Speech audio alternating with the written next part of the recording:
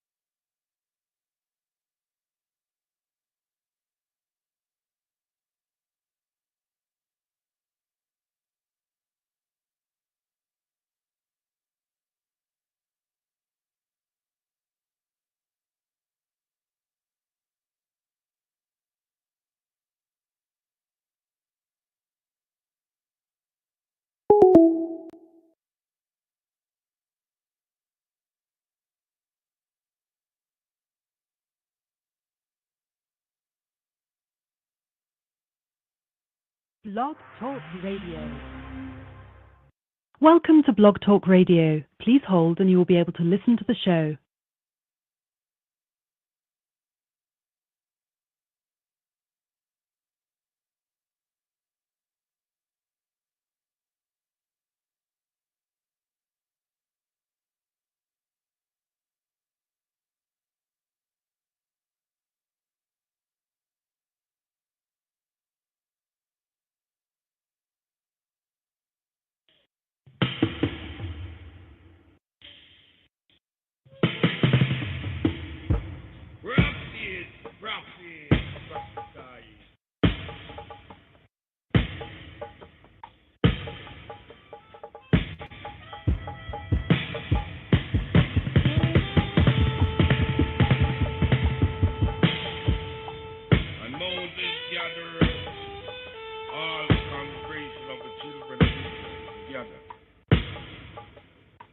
Unto them dear are words which the Lord hath commanded, that he shall do them. 6 days shall work be done, but the 7th day shall be the holy day, a day of Sabbath, a rest day for the Almighty. Whosoever doeth work, then shall be put to death. When work they shall put to death, he shall kindly no fire show your navigation upon the Sabbath day. Every time I hear the word, every time I hear the word, the word, the word, the word, the word, the word. Every time I hear the word, every time I hear the word. And the Lord said unto Moses, a tree, 2 tables of stone, like unto first, and I will write upon them the table of words, that were the first table which thou art breaking. And be ready in the morning, and come up in the morning unto the Mount Sinai. Every time I hear the word, every time I hear the word, every time I hear the word, every time I hear the word, the word, the word, the word, the word, the word, the word, the word. Word is wind but bloweth unkind. Every time I hear the word, every time I hear the word. And Moses gathered all his congregation of the children of Israel together, and said unto them, Fear the word which the Lord hath command, that he shall do them. 6 days shall do all thy work. But remember the 7th day is the Sabbath day. Sabbath day. Every time I hear the word. Every time I hear the word. Every time I hear the word. The word, the word, the word, the word, the word, the word, the word, the word, the word. Every time I hear the word. In your moment.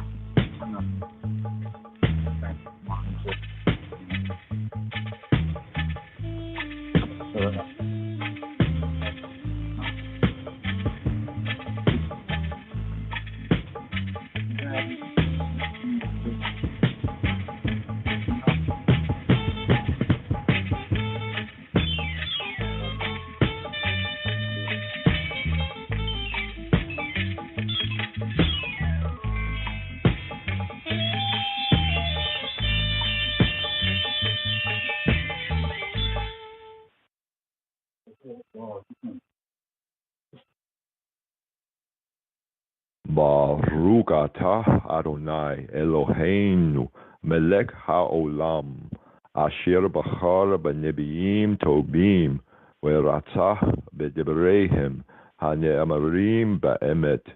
Baruch atah Adonai habocher b'torah u'Moshe abdo u'be'Israel ammo u'b'nebiei ha'emet wa'tzedek.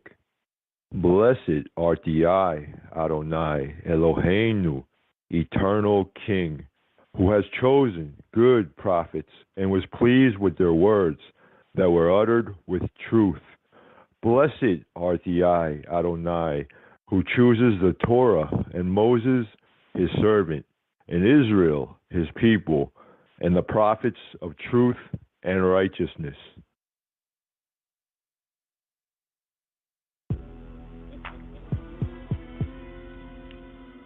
Book of Isaiah, chapter 1, verses 1 to 27.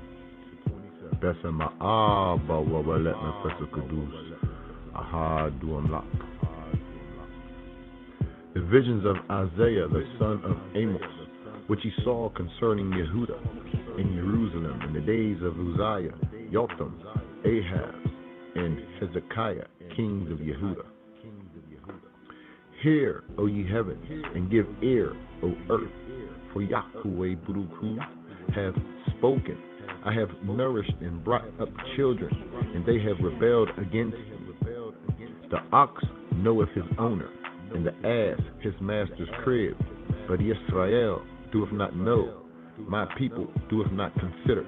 Ah, sinful nation, a people laden with iniquity, a seed of evildoers, children that are corrupters. They have forsaken Yahweh. They have provoked the Holy One of Israel, the Kudusan Israel, to anger.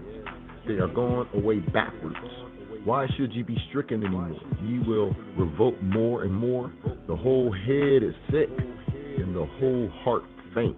From the sole of the foot even to the head, there is no soundness in it, but wounds and bruises and putrefying sores.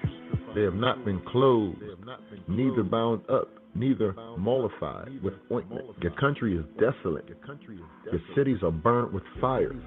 Your land, strangers devour it in your presence, and it is desolate, as overthrown by strangers. And the daughter of Zion is left as a cottage in the vineyard, as a lodge in the garden of cucumbers, as a besieged city, except Yahweh Zebaoth Baruch had left to us a very small remnant.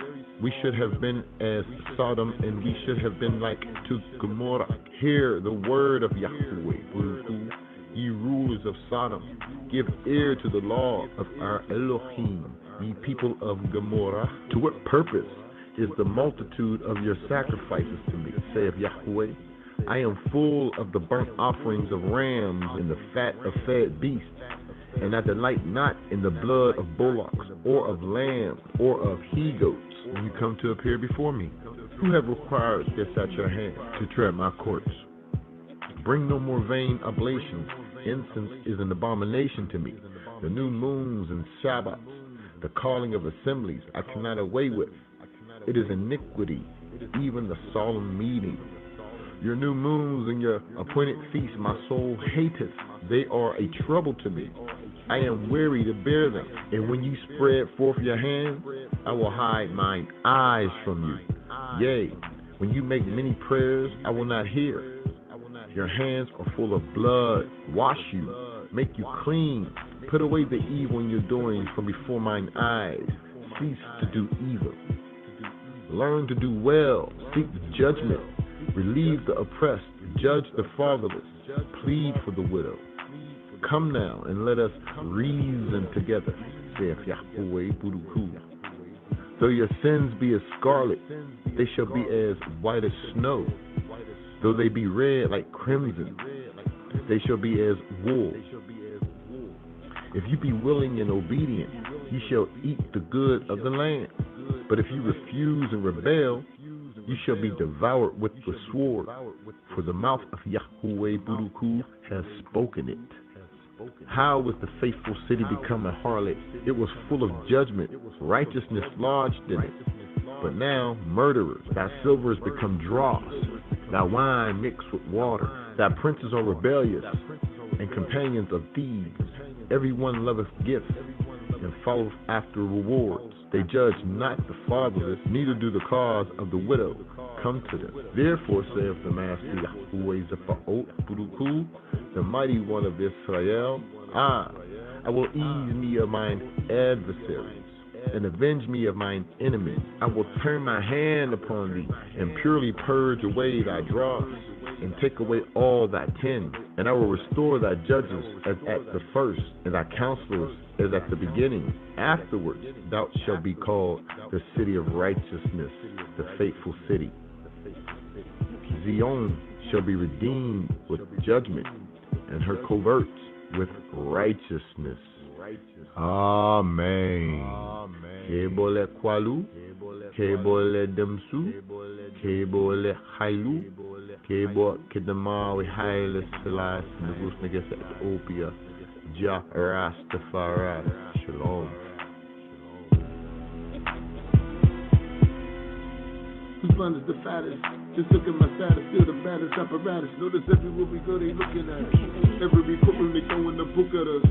I considered the crook, I considered the people of the book. They were shook when I opened the scriptures and took another look at us. Changing my status, getting rid of all the malice, hitting the chalice. Cannabis to keep it silent, blessed with talent. We in the land of the eagle, we under his talent. I'm busting out. Everyone asking me what's all the fuss about. Every time that I open my mouth, teaching the things that I'm speaking about. How the white man took the scriptures and flipped it around. Him no original man from the ground. No like the melanated black and brown. It's the sound that I resonate. I kneel. Haile Selassie the first, King of Kings, Book of the Seven Seals. I'm hearing the call of the king, you know what I mean. Morning and evening I offer the thing. Yeshua's the one that will raise your level. Keep my own strength when I'm fighting the devil. See, I'm on a path and I'll never stop it. To Wahado, I learned about the true Ethiopic. Knowledge I'm dropping, time I'm about to get it popping. Give it all to my peeps, 7 days a week. Yeshua's the good shepherd, and we are the sheep. Abraham is the Jacob, those are my people.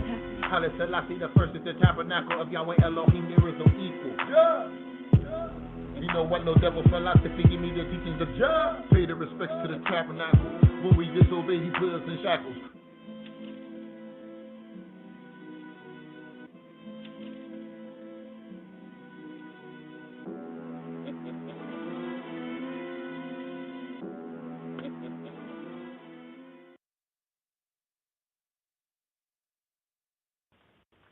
Baruch atah Adonai Eloheinu melech ha-olam. Asher natan lanu Moshiach Yeshua Wehabarot Shel Habarik Ha-Hadasha. Baruch atah Adonai Notain Habarik Ha-Hadasha. Blessed are you, Lord our God, King of the universe, who gave to us the Messiah, Jesus, and the commandments of the new covenant. Blessed are you, Lord, giver of the new covenant. the Brit Chadasha Chadis Kidan Renewed Covenant reading for RSS number 44, Devarim, Words. From the Acts of the Apostles, chapter 9, verse 1 through 21. We begin B'Shem Ha'ab, Ve'Habein, Ve'Ruach HaKadosh, Yahweh Ahad. In the name of the Father, and the Son, and the Holy Spirit, He who He be, the One. The Acts of the Apostles, chapter 9. The conversion of Saul. Verse 1, Aleph. Verse 2, Beit. Verse 3, Gimel. Verse 4, Dalet.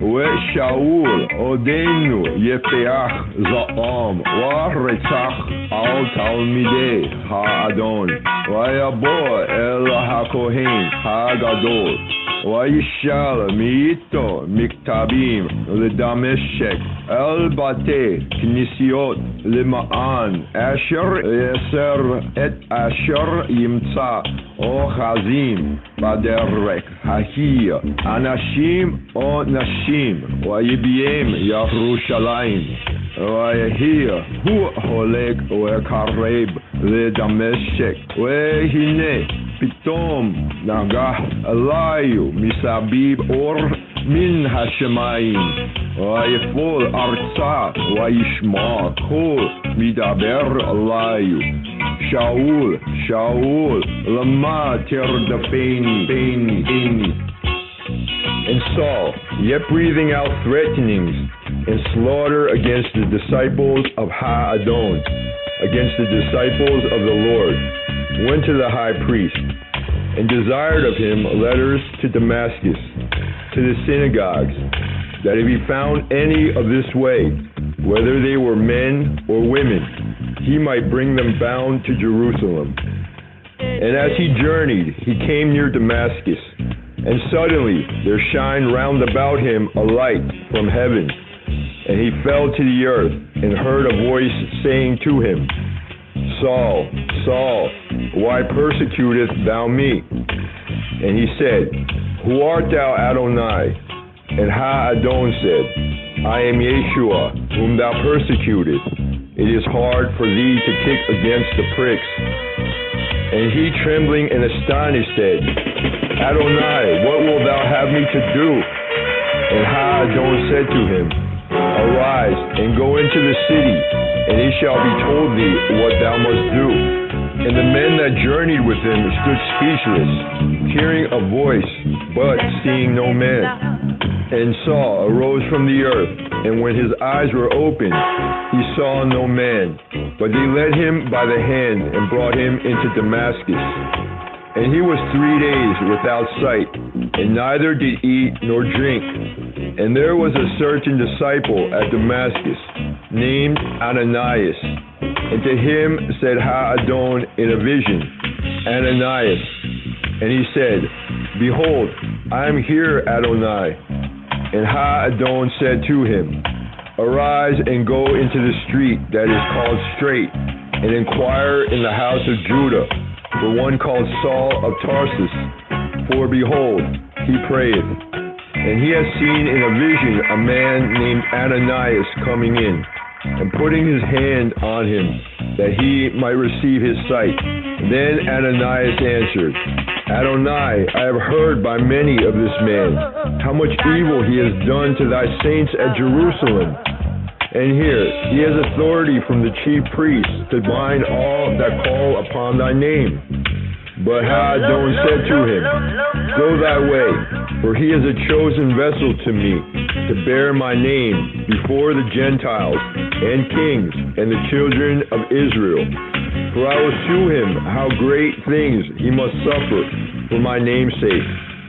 Paul, filled with the Spirit. And Ananias went his way and entered into the house, and putting his hands on him, said, brother Saul, Ha-Adon, even Yeshua, that appeareth to thee in the way as thou camest, has sent me, that thou mightest receive thy sight, and be filled with the Holy Spirit. Paul baptized, and immediately there fell from his eyes as it had been scales, and he received sight forthwith, and arose and was baptized. And when he had received meat, he was strengthened. Then was Saul certain days with the disciples that were at Damascus. Paul preaches, and straightway he preached Mashiach in the synagogues. He preached Christ in the synagogues, that he is Bein Ha-Elohim, that he is the Son of God. But all that heard him were amazed and said, Is not this he that destroyed them that called upon this name in Jerusalem, and came hither for that intent, that he might bring them bound to the chief priest?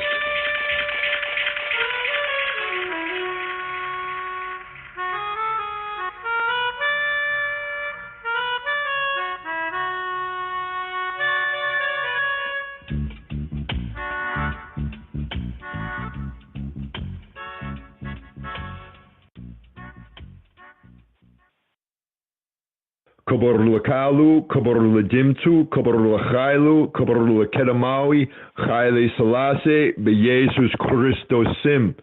Glory to word, glory to sound, glory to power. Glory to Abinu, Melkenu, our Father, our King, the first power of the Trinity, in the name of Yeshua HaMashiach, Jesus Christ. Yes, I, Rastafari.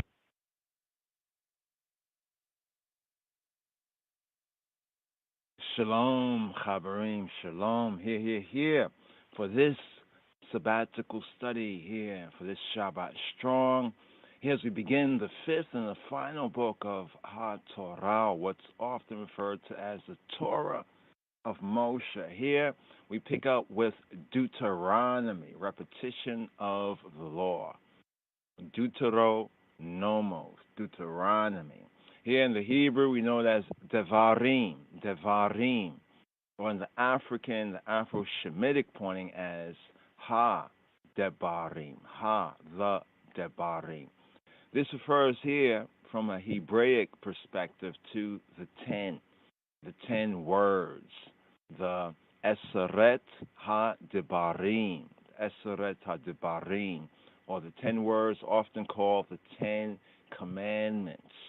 And within this particular fifth book, we have the Mishnah HaTorah, where this book is referred to as the Mishnah, repetition, HaTorah. This is where we get the Deuteronomos and thus the Deuteronomy point of reference right here. But let's go through an overview, a summary here for a sabbatical chat, sabbatical table talk right here for Parashat Devarim, the Torah reading and feeding of the words, for Shabbat Devarim, for the Sabbath of the words. Here we pick up with the chapters, Deuteronomy chapter 1, verse 1 to Deuteronomy chapter 3, verse 22. So here an overview, a synopsis. The final book of the Torah of Moses is called Devarim. Devarim, modern Hebrew, more of the ancient pointing, Debarim, the words. It's from the phrase Ele ha-Devarim, Ele, these, Ele ha-Devarim. These are the Devarim. These are the words. This is found in the opening verse here, as we open up here with this fifth book, right, of the Torah. Opening words, Ele ha-Devarim. Ele, these, ha-Devarim. These, the words. Now, in the English Bibles, Western Gentile and other English Bibles, Devarim is known as Deuteronomy, from a Greek word used to translate the phrase. It's a phrase, as we mentioned in the opening. There's a phrase. The phrase is Mishnah, Mishnah HaTorah. Mishnah, Mishnah, Mishnah HaTorah. The Mishnah, the copy, repetition or a copy, right? Repetition of the Torah, repetition of the directions, the instructions, repetition of the teaching. Mishneh HaTorah. Where is this found, Chabarim? This is found in Deuteronomy chapter 17, verse 18. So we have the Mishneh HaTorah. And the Mishneh HaTorah is related to what we know Judaically and Hebraically as the Mishnah. What's the Mishnah? That form of study to shew I myself approve. Study to learn and learn to do. So generally speaking, this book represents Moshe's.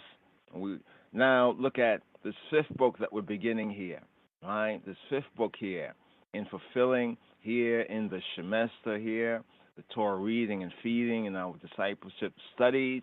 Here we are beginning the fifth book, and the fifth book, let's get an overview.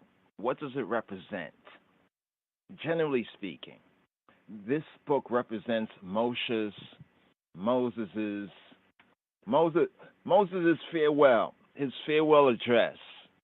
So, getting a perspective of Deuteronomy, of the Mishneh HaTorah, of the book known as Devarim, Deuteronomy, it represents Moshe's farewell address to call Yisrael, to all of Israel, call Yisrael to Israel, where he reviews, beginning off of a review of the history, of the story. He goes over the narrative, right? Reviewing the history and the laws, or the Torot, first as the Torot, given to Ha'am, given to the people, given to Amo Yisrael. And he repeatedly, remember this idea of a Mishnah is like a repetition, a repeat. Here we get Moshe repeatedly warning that obedience will bring baraka will bring blessedness, will bring prosperity, increase, right? Will bring blessing, while disobedience will bring disaster. Now, to put this even in another, right? To put this in another way, right? How can we put this in another way? From a Hebrew perspective, as we get into the Hebrew, right, and bring out, the clearer sense, hearing, right? Hearing, Shemoah Tishmoah, and hearing, right? Hearing, Shama, to hear, Shema Yisrael. Hear, O Israel. So just hearing, but it's hearing with the intent, with the inclination to obedience. Hearing. I often liken it to when we, as the once lost now found, when we say, you feel me, right? Like if you feel something, so to speak. He who feels it knows it, the Rastaman would say. But there's a sense of both hearing, in the Hebrew sense of hearing, Shama, the Shama sense, where we get the Shema, the imperative, the command from, with obedience. So another way to say this right here is that Moshe repeatedly warned that hearing, right, that leads to obedience will bring baraka, blessing, blessedness, increase, prosperity, while not hearing, lo shama, right? Not hearing, disobedience will bring disaster.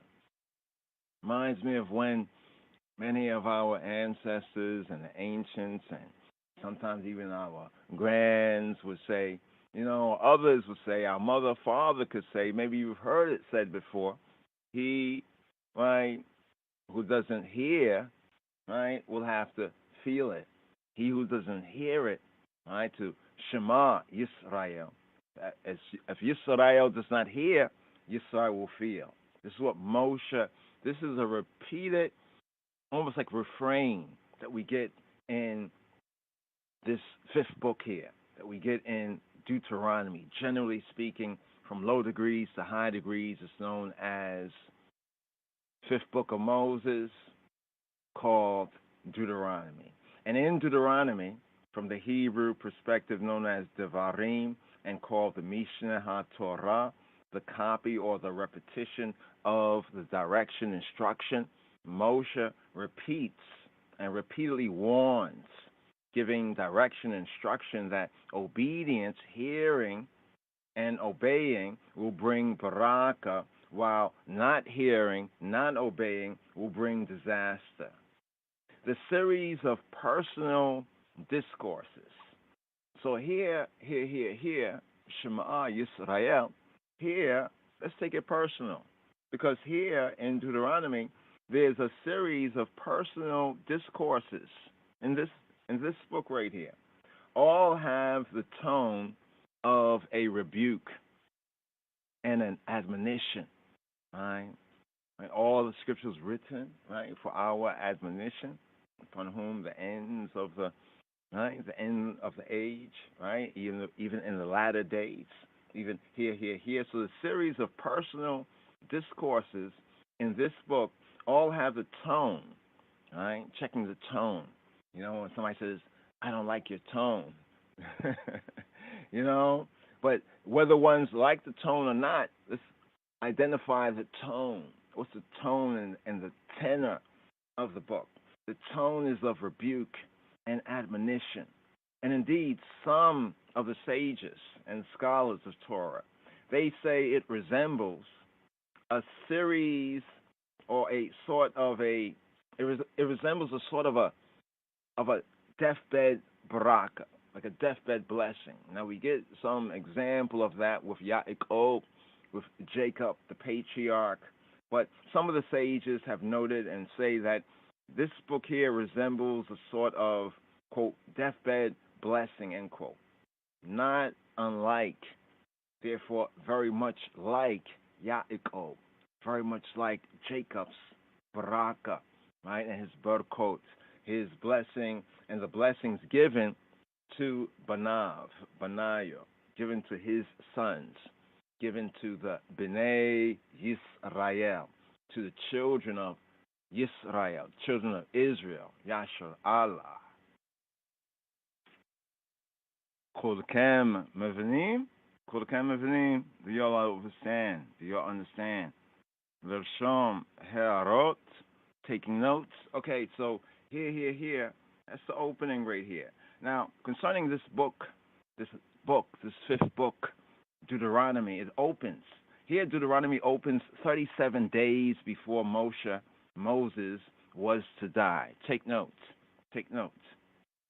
Namely, during the 40th year since the Yetziat, in the Hebrew, the coming out, the exodusing, right? Mi Mitzrayim, from the Samatawi, from the two lands, referred to as Egypt and often called Kemet.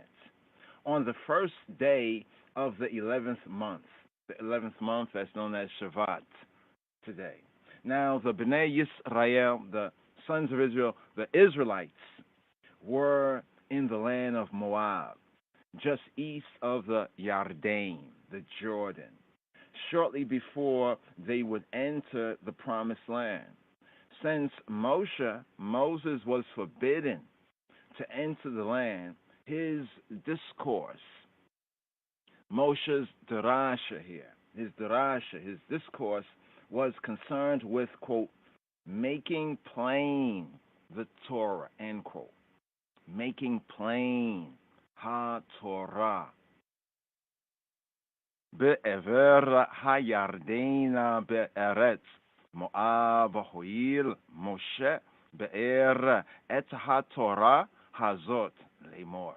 So here we have, here in Deuteronomy chapter 1 at verse 5, Deuteronomy chapter 1, verse 5, it says, on this side, Jordan, in the land of Moab, began Moses to declare this law, saying.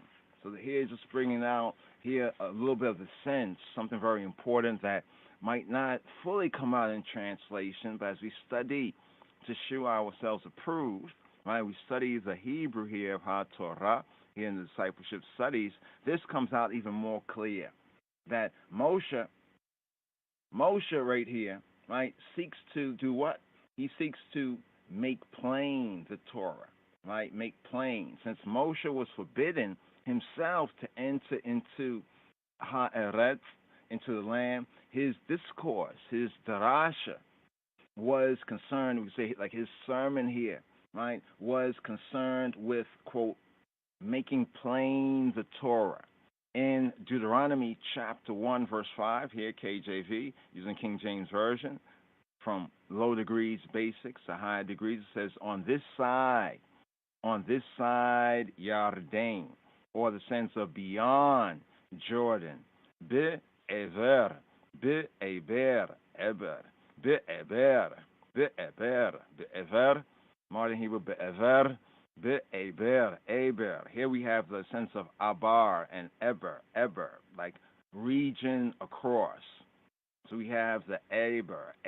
Some would say that's the name of one of the Shemitic, right, so-called patriarchs. But from the Hebrew perspective, that means to be beyond, a region beyond, a region across, like the side or like the opposite side. The sense of like being across, over there. Be'ever, Hayarden, Be'eretz Moab, in the land of Moab, Hoil Moshe, began Moshe to declare. So the KJV brings this out as to declare. This is a sense of making plain. Another way of saying it, making plain. Right? He began to declare, right, this law. Hoil Moshe Be'er. Right? Be'er. Right? Not to be confused with the opening across or on the other side. Be'ever. Hayarden. Here we have Hoil Moshe Be'er. What is Be'er? Be'er et ha-Torah hazot. To Be'er et ha-Torah hazot, to Be'er, right, this Torah. Be'er, this Torah. What is the Be'er sense? Just to bring this out right here, making plain, right, because it's very, very important when we get into the Q&As, can get into a little more of the details. We're touching on some of the details. Be'er comes from the H874, the Ba'ar, right? The Ba'ar. What is the Ba'ar? The Ba'ar, right? BDB defines it as to make plain, to make distinct, to make clear. In that sense, to declare. We say declare. We say, you have anything to declare? But the true sense of it is to make clear, to make it plain, to make it distinct, right? The sense of the Ba'ar, the root word of Be'er, is letters on a tablet, like letters on a tablet. And this now brings to mind even the Devarim sense of the Eseret HaDevarim, of the 10 Devarim, Eseret, 10 Devarim, from the Torah way of saying the 10 words that's often translated or mistranslated as 10 Commandments. Actually, the sense of 10 Commandments doesn't appear in the Hebrew, seeing that a commandment is a mitzvah, or some say a mitzvah, right? A mitzvah and mitzvot, or mitzvot, is commandments. But here we have devarim, words, 10 words. And later on, people will refer to that as, like in the Greek, they say the Decalogue. You might have heard the term, the Decalogue. What is the Decalogue? decalogos, decalogia, decalogia.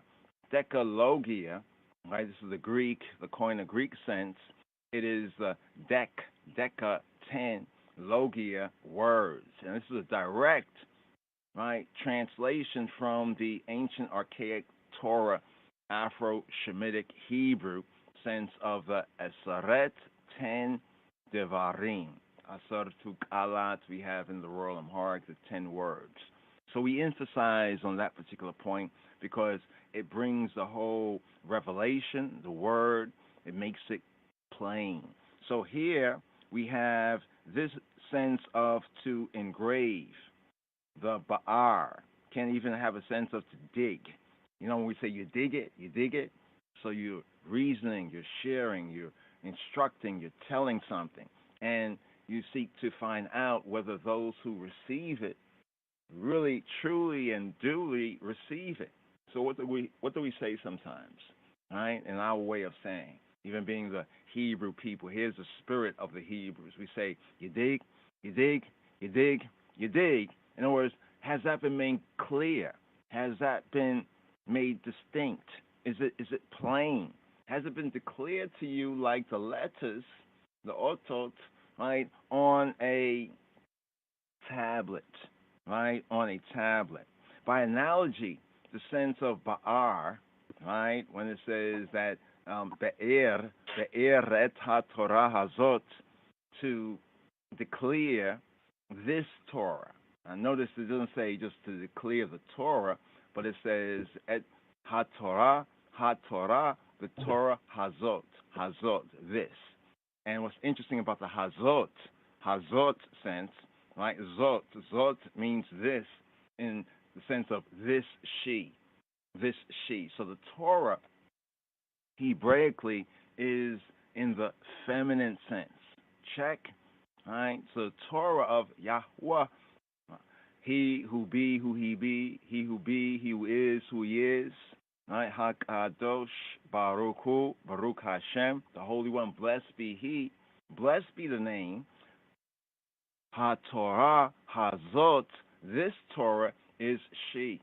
Right? This is why we point to Proverbs of Shlomo HaMelech, where it says in Proverbs chapter 1, verse 8, my son, Beni, hear, Shema, hear the instructions of thy father.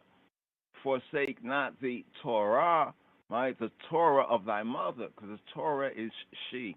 Just take note right there. So here we have the Be'er et ha-Torah hazot, to declare, to make plain, to make distinct, to make as letters on a tablet, right? Like when somebody write out the letters, like very clear, very large, right, so that you can see, to emphasize, right, to be emphatic about their point. So what is the point of Moshe right here?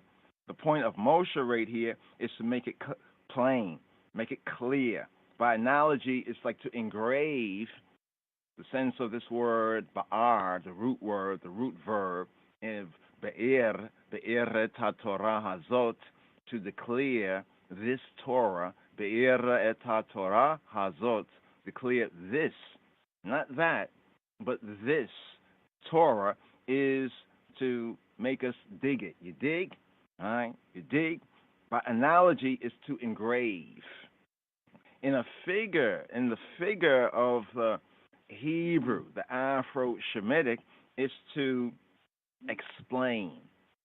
To explain. So now, in a more direct, primitive sense, it's almost like to dig, right? Making it clear, making it distinct, as if you were digging it.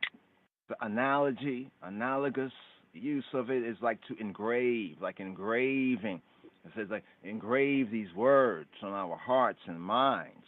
But in the figure of speech, this is to explain, Now this word is a very interesting word, and it comes up in the notes, but we're zooming in to this aspect of it, because Moshe undertook to explain, right, to be'er,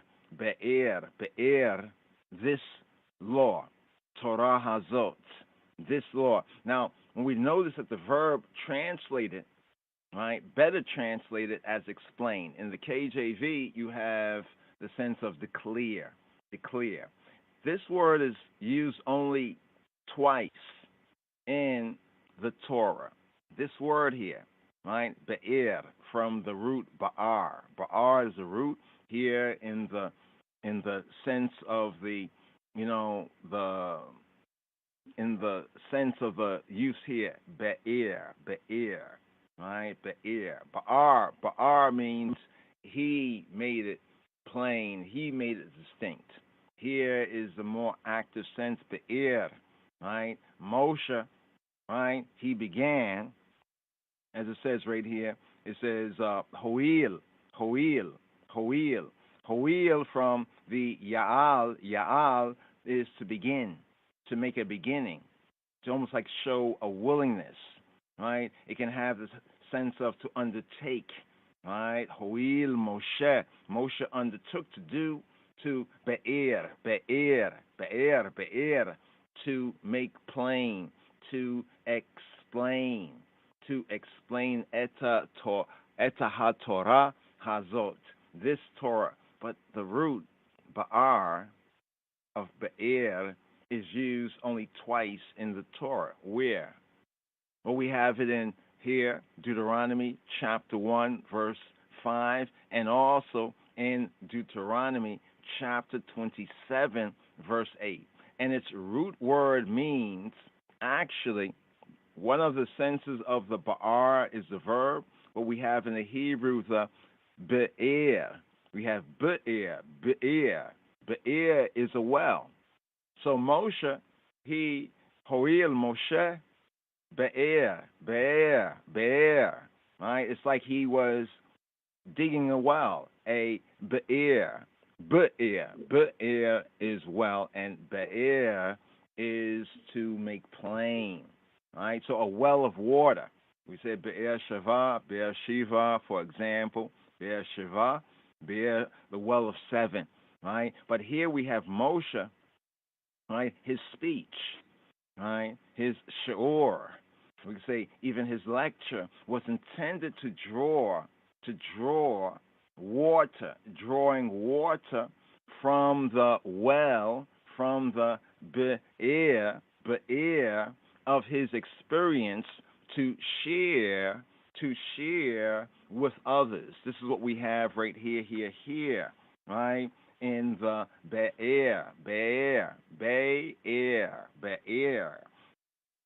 Be'ever hayardena be'eretz Moab, ho'il Moshe be'er eta ha-Torah hazot le'mor.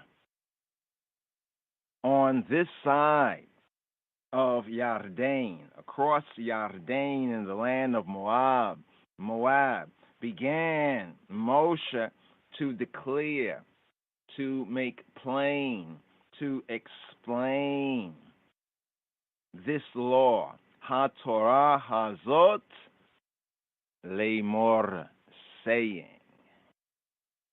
Lama, why this? To the people, to make it plain to the people, to explain to the people, be'er et ha-Torah hazot, so that they would obey, they would shema, right? Shamu, right? They would hear and they will obey Ha'el, the Almighty, Hailahim's Torah. They would obey, in a sense, they would obey their mother, right? They will obey Ha-Torah Hazot once they took possession of the land. So, this now brings us more directly to our Torah portion right here. What is the Torah portion right here? This Torah portion, this Parsha, right? The first of the book of Deuteronomos, of the Mishneh HaTorah, known here Hebraically as Devarim, Ha-Debarim, the words.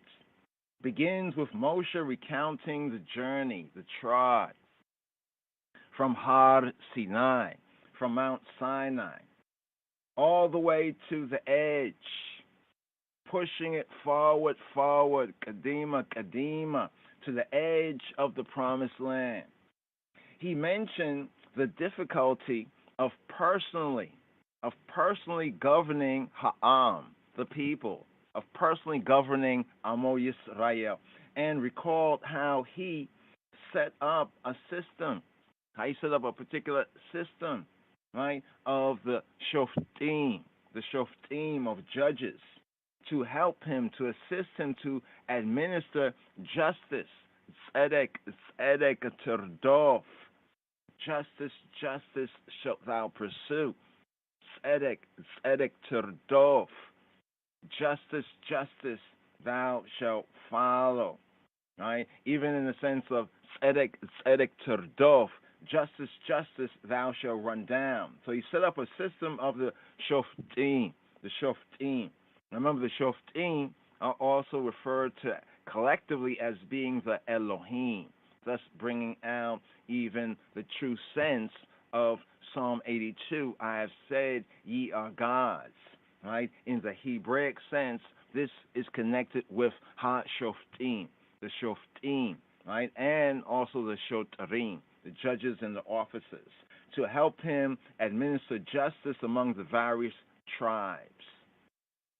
So all of the clans, all of the tribes in one order, one Torah, one direction, instruction. Now Moshe then reminded Ha'am, he then reminded Amo Yisrael, the people of Israel, or Ha'am, the people of the Chet. The Chet is like the sin, the uckery, the missing the mark, the falling short, the lack of the spies. He reminded the people of the sin of the spies, the lack of the spies. When the spies were caught lacking, when the spies, right, this was the 10 spies who brought back lies, the discouraged, right? A whole generation was discouraged by this false report, by this deba. And the rebellion also, he reminds them of the rebellion, right, of the people, Ha'am, at the Kadesh Barnea, right, at that sanctuary, that holy place of wandering, right, almost like mixed up moods and attitudes at the holy place. This is a very interesting name right here, the Kadesh Barnea. Now, this led to Ha'el, the Almighty, Ha'elohim, to Elohim's decree that no one of that generation would live to enter the land of Canaan, would live to enter the land of Canaan, the Canaanu, the Afro-Canaanite land, except for Caleb and Yehoshua, Caleb and Joshua. Now, despite Ha'el's verdict, the Almighty's verdict, Ha'am, the people, quote, repented, end quote. They repented, right? Take note. They repented, quote, end quote, of their faithlessness, their lack of emunah, their lack of credit and credibility, right? In Yah's way, truth and life, their lack of faith, their faithlessness, and is key. And presumptuously, they sought to enter the land anyway. So they, quote, repented. Now we have to check out this kind of so-called repentance, right? They so-called repented of their faithfulness. They acknowledge, right? You could say they're wrong, say in word, right? But what was their deed? Their deed was to presumptuously, right, seek to enter the land anyway. When Yahweh had given his judgment, he said a year for a day that the spies, right, were in the land, and that was 40 days, therefore 40 years. And they received that judgment. It's like the judge had already judged and gave his sentence. And then the people say, yes, we acknowledge our wrong, our faithlessness, right? Our faithlessness. We repent. They said, we repent. And then they got an idea. They presumptuously began to enter the land anyway. So it's like almost the judgment is you stay here, you can't go. Right? And you say, yes, you're right, I was wrong, I'm sorry, I repent. And then you're going to seek to go another way. This is what they sought to do. Though they were utterly, the result of that presumptuous action was that they were I'm about to say ultimately, true, ultimately, let's just say it, they were ultimately, and they were utterly defeated by Ha'emori, by the Amorites. And the narrative, as we get into the details, it goes into that they chased them, the Amorites and the Canaanites chased them like bees. They got stung. Now Moshe then provided an outline, right? Provided an outline. He gave an overview, like almost a draft summary, right? Moshe provided an outline then of the 38 year, right? Of these 38 years. So that judgment that starts, right, for the 40 years, right? Then Moshe goes on to provide an outline. As we study, we recognize this is a 38-year exile. What Moshe is providing an outline, the 38-year exile of the Bnei Yisrael, right? The sons of Israel, the Israelites, back toward the Sea of Reeds, back towards the Yam Suf. In the Hebrew, say the Yam Suf, the Sea of Reeds, the Etera Bahir, Etera Bahir, or the Eritrean Sea, the Red Sea, into the desert regions. And then back again until the next generation. The next generation was ready to enter the promised land. So what do we have here? This is very interesting. Here we have this theme, right? The called, chosen, and faithful Rastafari also bring out, right, in music and song, right, of the generation gap. We have this interesting generation gap. So we have the generation that Yahweh Eloheinu brought out of Mitzrayim, of Samatawi, Smaitawi, the two lands called Egypt and Kemet, right? But he was pleased with them. And the major incident, right? This was like the 10th time. You know, they tested, they tried, right? And he was shown faithful and true and proved. But this was the 10th time. Here, this is the 10th time concerning the spies, the significance of the spies. The 12, right? They would have been like the 12 pioneer settlers, right? These 12, the 12 spies, but 10 of them brought back an evil report, a deba, and this discouraged a whole generation. And Yahweh Eloheinu, right, he judged that, right, and he sentenced that generation that he had brought out of Mitzrayim, Smaitawi, the two lands, but he would not bring them in. Right, and we have some of the Psalms. Right, some of the Psalms also resonate, right, and also echo, right, with this particular theme, Chabarim. Ledugma. For example, Ledugma.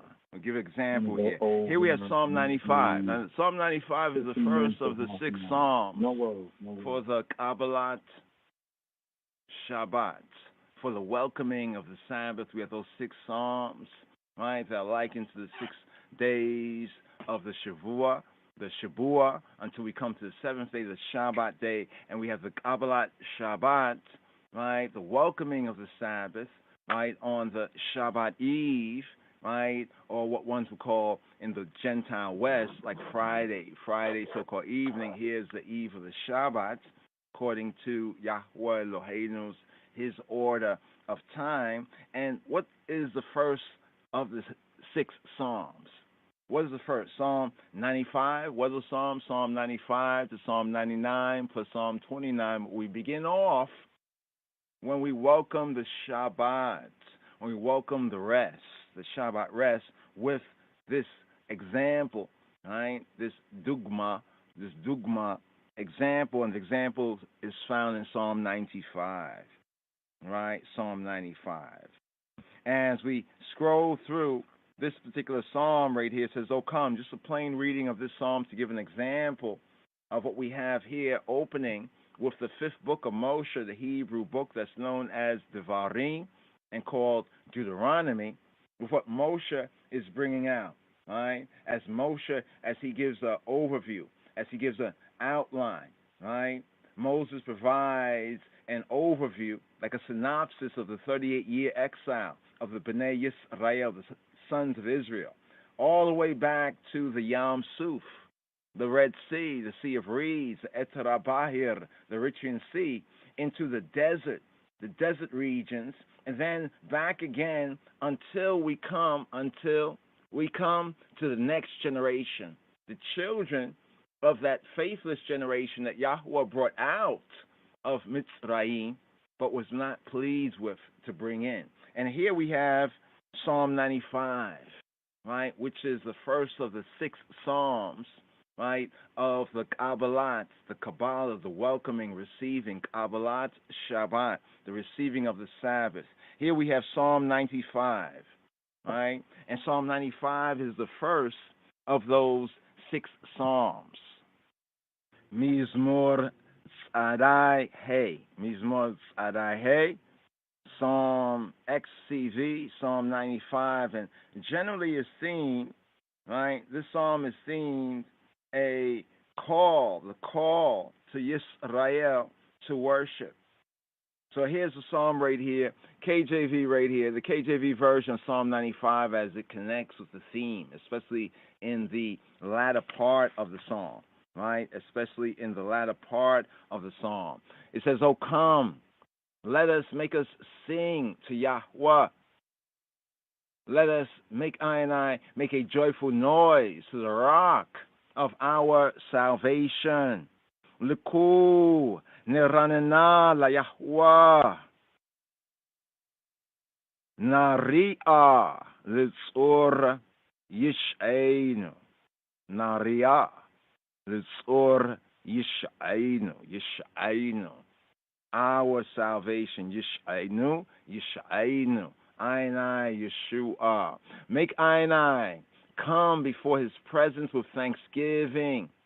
The Torah. And make a joyful noise to him with psalms. For Yahweh, a great Elohim, a great king above all the gods. And what we have right here, right? What do we have right here?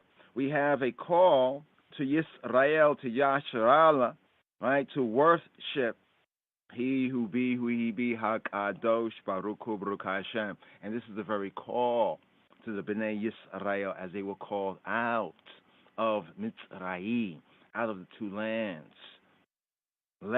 Make us come before his presence. Nikadma, Fanav, Bitoda, in Toda. In the Torah, thanksgiving, giving of thanks. Be Zemirot is the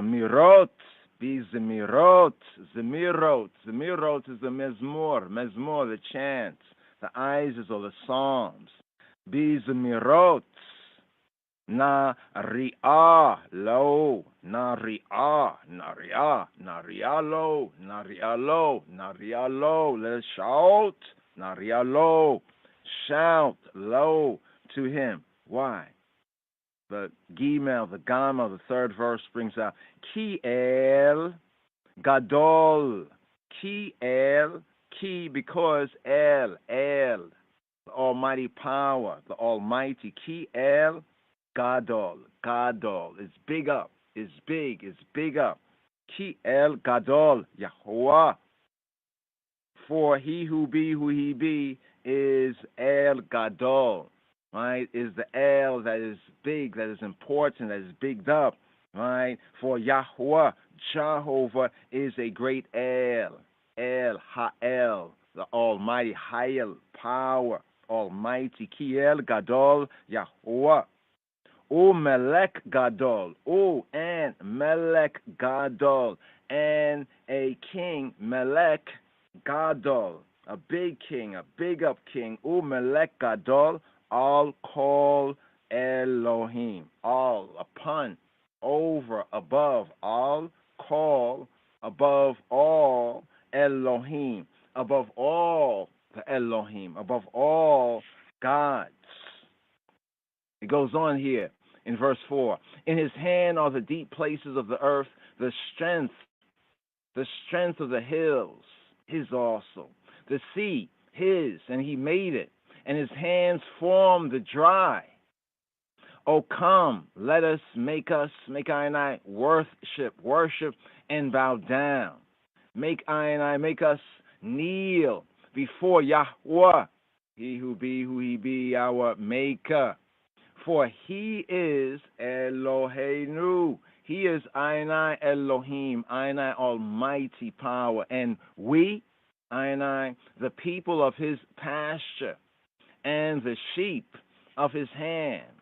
Today, if y'all will hear his voice. So here's what we get, even in the Brit Chadasha sense, in the New Covenant sense, this idea, the idea of today, if you will hear his voice, as it is said, as it was written. Written where? Written right here. Now this psalm, as we said, is the first psalm, the first of the 6 psalms, right, that are recited and chanted, right, as we welcome the Shabbat on the Shabbat Eve, right, that Friday evening, right, the Shabbat Eve, as we welcome the Shabbat, the Kabbalah Shabbat, and this psalm is the first of the 6 psalms. But there's more. Verse 8 says, harden not your heart, as in the provocation, as the day of temptation in the wilderness. The what? The Midbar. What was the book before? The book before, the 4th book of Moshe, the 4th book of the Torah, is known as Bamidbar. The Midbar is the desert, or called the wilderness, in the Midbar. Bamidbar. In the Midbar. The Hamidbar, Bamidbar. When your fathers tempted me and proved me, and saw my work. They saw my work. They saw my work. Now here we have Yahweh Eloheinu testifying right here. This is testimony of he who he be. Verse 10 says, 40 years. Here we got it, 40 years. Moshe recounting right after the spies and the rebellious incidences. He's recounting the 38. Right? So he begins off from what caused this 40-year judgment, right? This 40-year bid, this 40 year in the wilderness. And here in Psalm 95 at verse 10, it says, 40 years long was I grieved with this generation, and said, it's a people that do err. They make error, right? Where? In their heart. They make error in their mind, their feeling, their sentiment. They err in their heart, and they have not known my ways. They have not known what? Known my ways. But here's the verse. The 11th verse right here that seals up Psalm 95, that resonates. And every time we chant the chant, rise up the Isis, right, and welcome in the Shabbat, right, we recite and we hear recited this psalm as a reminder, right, to call Yasharallah, to call Yisrael. Verse 11 says, to whom I swear in my wrath that they should not enter into my rest. So we are reminded, right, every Shabbat Eve, right, as we chant this particular psalm, right, this psalm right here, Psalm 95, Mizmor Tzadai Hey, Psalm 95. It begins in the first 2 verses with an invocation, invoca, in voice, word, sound, power, to praise El, Ha'el, Elohim, Hayel, the Almighty, right? Verses 3 to 5, the reason why. Because he is supreme. Because he is El Gadol, a great El, and he is Melech Gadol. He is a great Melech. And because I'll call Elohim, he is above all. He is above all the gods, right? Above all the gods, the gods, the ideas, ideology, idolatry, whatever that men and people may call Elohim or call God. He who he be, I'll call. He is above, right? All, right? He is above all. I'll call Elohim. Then we get to verses 6 to 7. So we have firstly the invocation, the first two verses in Psalm 95. Then in verses 3 to 5, the reason why, because he is supreme, right? And in verses 6 to 7, because he is Yisrael, he is Yashral's Elohim. We say Eloheinu. In verse 6, right? Verse 7, we have, for he is Kihu Eloheinu. Ki for who? Who? He Eloheinu. Kihu Eloheinu. For he is our I Elohim, almighty power. And the relationship, and we are the people of his pasture and the flock of his hand. And then we have this. Hayom im bikolo tishma'u, tishma'u. Today, hayom, the day. Hebrew, literally, the day is how we say today. So yom is day, and we say hayom, the hayom, the day, to say today. Hayom, if, bikolo, if, bikolo, in, on, by way of kolo, call in Hebrew is word, is voice. Interesting, in the Amharic we have kal. Kal is word in the Ge'ez in the Amharic. But here we have, from a similar Afro-Shemitic sense, we have kol. But here is bikolo, kolo, his voice. Bikolo, bikolo, if bikolo, if in, on, by way of in his voice, if by way of his voice, to say like if his voice, right? But the Hebrew sense a little more forceful. Bikolo, if in, on, by way of his voice. Tishma'u.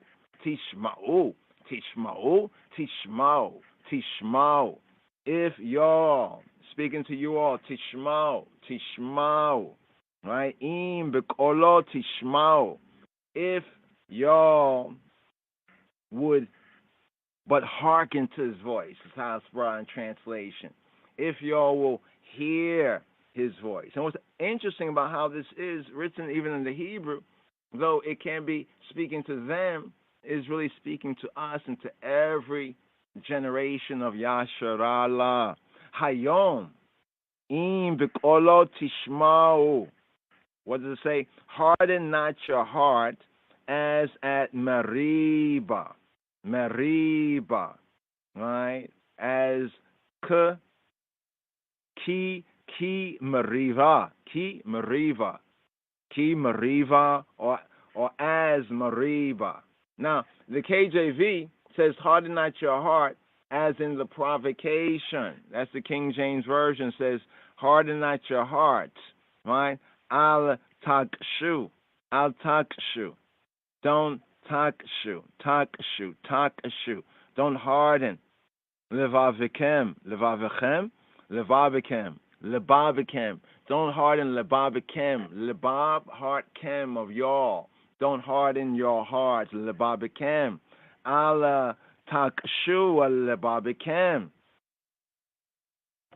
Ki mariba.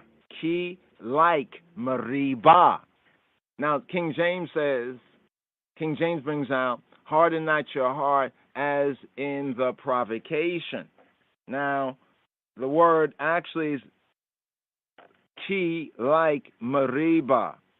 Ki mariva, ki mariba. Now, mariba, right? Mariba is, and we have masa, as we go on in the verse, but it's not brought out in the translation in King James Version. It says the an is italicized and the in verse 8 is italicized.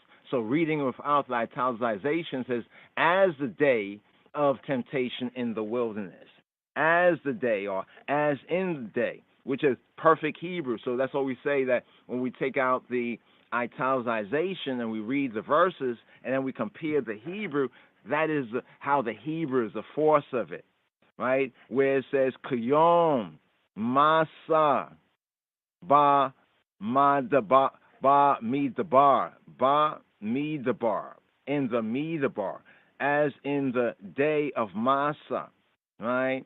Kiyom, like day, masa, kiyom masa, as in the day of masa.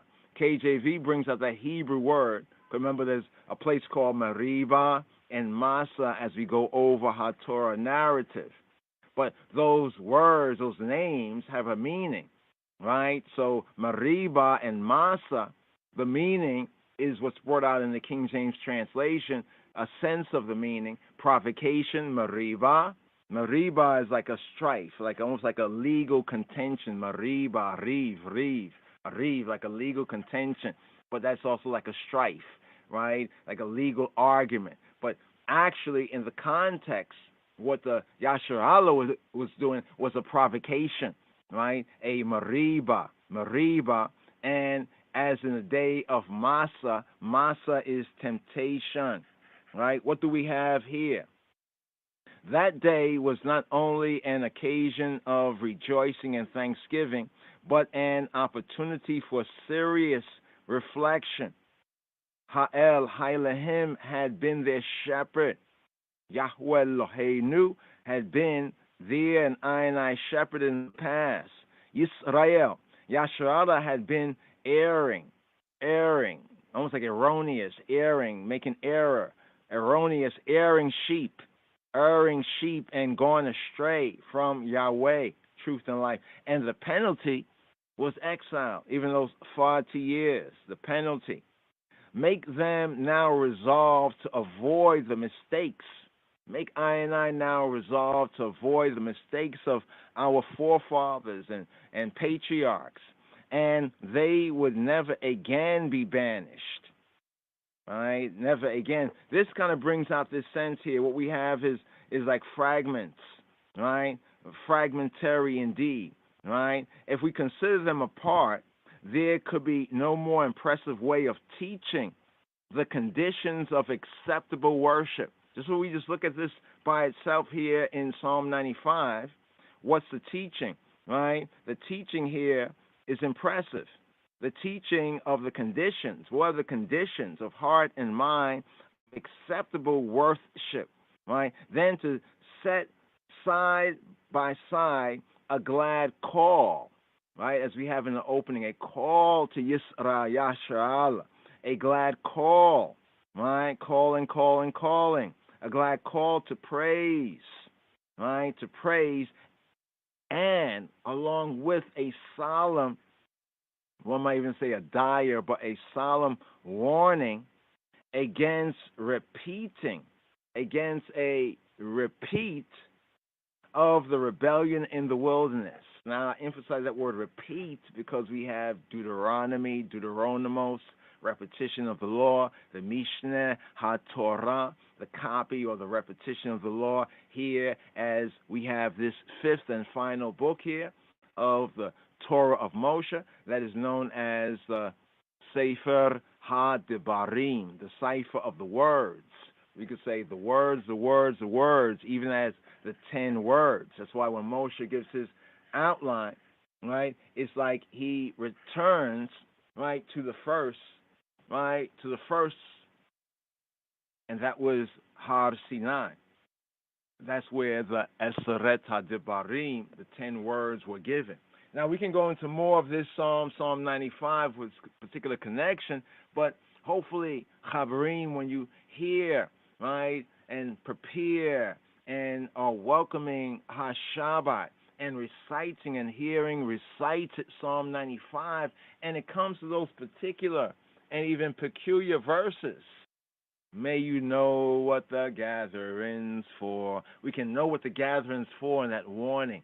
There's a teaching here, right? Because first you hear this call to worship and praise, and then as you get kind of midway in it, it's saying, today if you will hear his voice, harden not your heart, as in the Meriva, the provocation, as the day of Massa, temptation in the wilderness, when your fathers, your patriarchs, tempted me, tried I, tempted me, proved I faithful, always faithful and always sure, and also saw my work. This is what we have within the narrative in Bamidbar, and this is what we have here in Devarim, in Moshe's summary, his overview, right? His warnings, his admonition we have here. And also in Psalm 95, as we welcome the Shabbat, the Kabbalat Shabbat, we're reminded of this right here. 40 years long was I grieved with this generation, and said, it is a people that do err in their heart. It's not even saying that they just do bad things, stop doing bad things, but no, it's getting to the heart of the matter. It's saying that the error, the reasons for the bad doings and the bad deeds, the heart is the center of the matter. It's a people that do err in their heart, and they have not known. They have not truly become acquainted. That gnosis, that real knowing. They've heard about it. They may talk about it, but they have not known. Right? Get that gnosis, that da'at. They have not known my ways. So it says, seek Yahuwah, right, while he may be found. And that darash, darosh, is his reveal, his revelation, his self-revelation of himself. And here to the scriptures, to the law, ha-Torah, and to the testimony. What is written? If they speak not like this, it's because there's no light in them. And then seal this up. To whom I swear in my wrath. Right? Some might want to focus, why is he angry? Right? Why not? Then he destroys them. It's because of grace and his mercy. But he testifies, whom I swear, to whom I swear in my wrath, that they should not enter into my rest. So we have that generation gap. We have that 40 year, right? We have the generation that came out, the fathers, the patriarchs, and they were on their way to the promised land. But then we had those 10, right? And the 10th time, right? And the judgment, right? And the sentencing, right? And we can say the conviction, and they're doing their bid. That generation, the men of war, he was not well pleased with, because the men of war, or the warriors, right? When it came down to now, here you can prove yourself. They tempted Yahweh Eloheinu, and he proved true, always faithful, always sure. But then when it was now there, right, now when they were put to the test, we get them being careless, right, faithless, right, and that wandering in the wilderness. But here, after that generation, comes a new generation. As the Rastaman and the elders taught I and I, Yah calls upon the youth, right? Yahweh calls upon the youths because they are strong. And strong, be strong, right? How are they supposed to be strong? So be strong, be strong, be strong. Chizku, chizku, chizku. Here we have Ephesians. Ephesians is interesting because Ephesians, especially in the Schofield Bible studies, you know, for the fellow Talmudim, fellow disciples of the King of Kings Christ, we recommend from an English perspective the Schofield Study Bible, the first Schofield Study Bible, the older version, right? The study notes, it shows us, and we agree after we read it, we studied it, that Ephesians is much like, the book of Yehoshua, Joshua. And that book comes right after the 5 books of Moshe's Torah. They say Moses' law, we call HaTorah. We have Yehoshua, Joshua. And from an Ethio-Hebrew perspective, according to the royal order of the Ethiopian Hebrews, we would refer to what one's called the Torah as a written document as the eight, right? The octatext. So there's the octatext, right? So often you hear Pentateuch. So here we're fulfilling the 5 volumes, the Pentateuch, right? But Ethiopically, according to the royal order, right, and according to the ancient Yehudim of Cush, or the Israelites of Ethiopia, we have the octatext. And the octatext includes 3 books, and that's Yehoshua, Joshua. We have Shoftim, or Judges, and we have Ruth, or some says Cherut, or Ruth. So those 3 books, right, plus the 5 books of Moshe are the octatext from the Ethiopic Hebrew perspective. Just take note. All right. So here we have Ephesians. So Ephesians in the Brit Chadasha. Let's see if we can bring this up right here.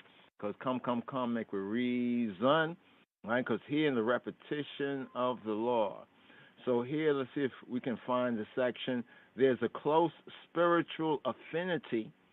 The epistle of Paulos, of Paul the Apostle, right? Rabbi Shaul, Paul the Apostle, to the Ephesians, right? Or Ephesians, the Ephesians. So there's a close spiritual affinity between Ephesians, and Yehoshua and Joshua. The, quote, heavenlies, what is described as the heavenlies, right? Answering to the Christian, right? The Christian or the Nazarene position to Canaan. So the sense of what's called the heavenlies, right? Overstand the metaphor of the word. It answers in Christian or the Christian position to the Canaan, to the Canaan, the Canaanu in Yasharalah's or Yisrael's experience. In both there is conflict. Often failure. There's conflict and often failure, but also victory. Right? And Hebraically we can say victory as Yeshua and Yeshuot. Victory, Yeshua and Yeshuot. Right? There's also victory, rest, entering into that rest, and possession, right? And possession. They said possession is what, 9/10 of the law, right? And the Eseret HaDevarim, the core, the 10 words called the 10 Commandments to fulfill. So here we have Yehoshua, Joshua, chapter 21. Verses 43 to 45, Ephesians chapter 1, verse 3, chapter 3, verses 14 to 19, and chapter 6, verses 16 to 23, as befits a complete revelation. And so, along with the reading for Shabbat Devarim, the Sabbath of the words, as we begin the 4th book of Moshe, right? Along, right, with the idea of Devarim and the reading and feeding here, we have the Shabbat Chazon. Also, there is the Shabbat Chazon. So let's take note of the Shabbat Chazon. So the Shabbat Chazon. What is the Shabbat Chazon? The Shabbat Chazon is the Sabbath of the vision. The vision. Without a vision, the people perish, or the people are, one can say, loose living, the Chazon. So we have Shabbat Chazon corresponding with Devarim, corresponding with the words, and corresponding with the first reading here in the fifth book of HaTorah, the Shabbat Chazon.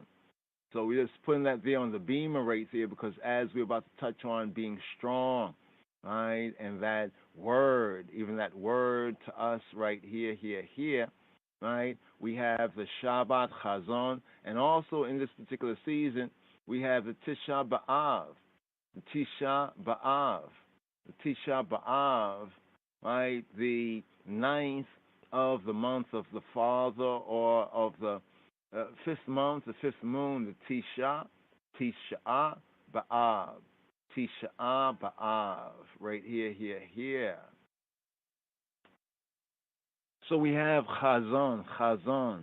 Chazon is vision, and the Chazon, Yochanan, is like the revelation of Yochanan, of John. And here we have, as befits, a complete revelation, connecting Ephesians right here. The number 7. We have the number 7 is conspicuous in the structure of Ephesians, in the structure of Ephesians. The number 7. Take note. The number 7. So here, as we look at the overview right here, and we zoom in to chapter 6, the warfare of the spirit-filled Mitmenan, right? Mitmenan, the spirit-filled believer, the spirit-filled believers right here, the warfare. So the connection here in Ephesians chapter 6, right, particularly zooming forward to verse 10, right, where it says the warrior's power. So what we have is a new generation on the rise right here. Moshe, right, from the old generation, you could say, right, now giving instructions and directions to the children of the forefathers, the patriarchs, right, who were sentenced to wander to death in the Midbar. That's where the 70, and if by reason of strength it be 80 years, or 70, and by reason of strength, if it be 80, right? When we look at the psalm that's attributed to Moshe, or the prayer, right, of the Ish Ha-Elohim, right? When we look at and compare Psalm 90, just to make that particular point of reference right here. So when you come across the 70 years, and by reason of strength, the 80 years, that was written by Moshe, right? That's a Moshe psalm right there. And from a Moshe perspective, he's speaking of this generation gap here between the forefathers, the patriarchs, right, who were called and even chosen and even brought out of Mitzrayim, brought out of Egypt, and promised to enter in, but because of their own, the conflict and the failure, right, they were condemned, right, to dig graves, because they did not dig the exclamation, right, the explanation and the understanding. They did not dig. Moshe, he's making plain the Torah, right, to a new generation.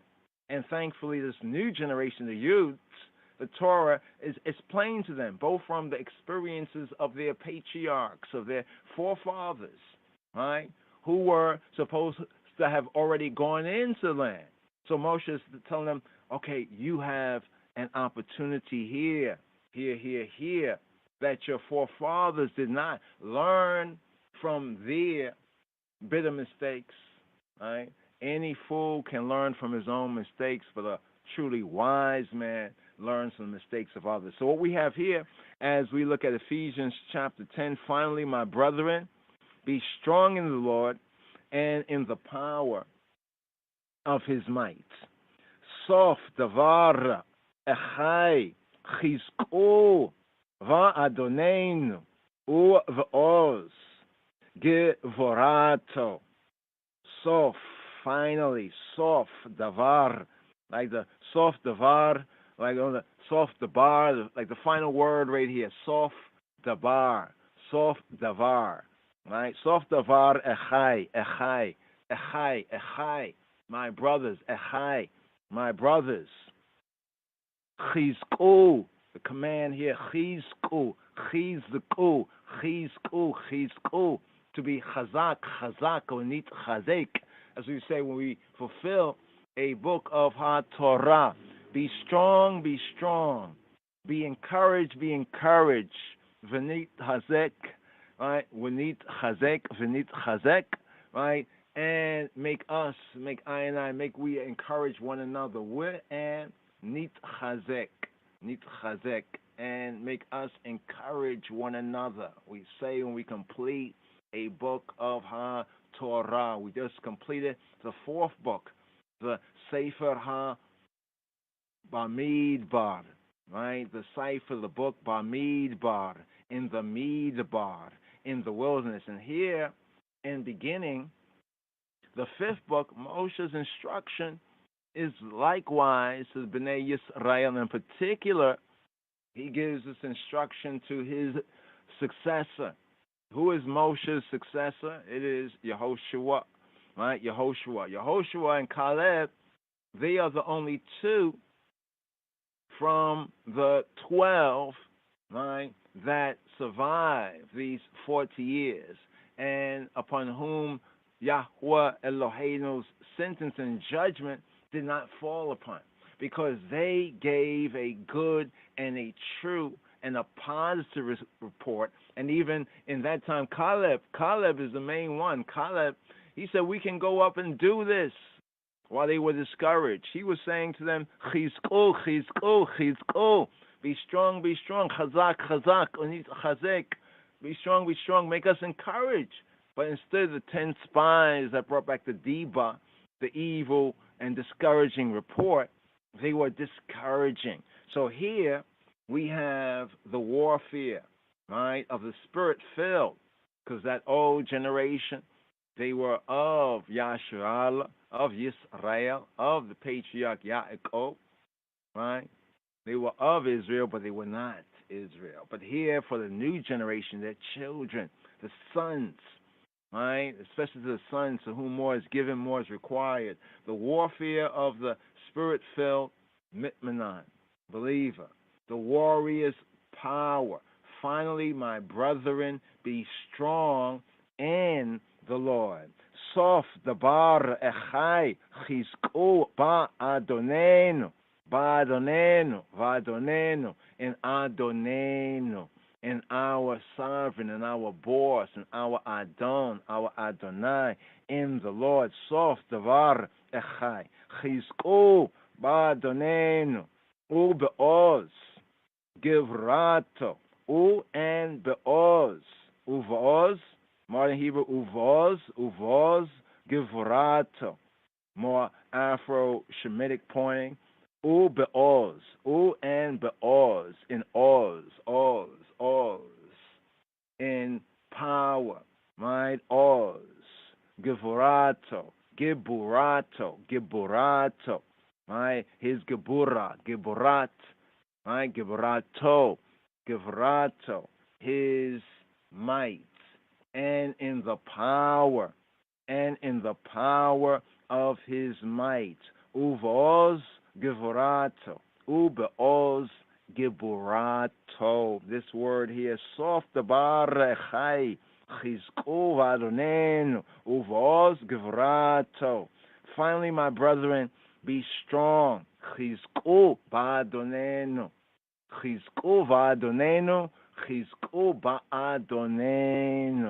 and in the power of his might. Uboz giburato.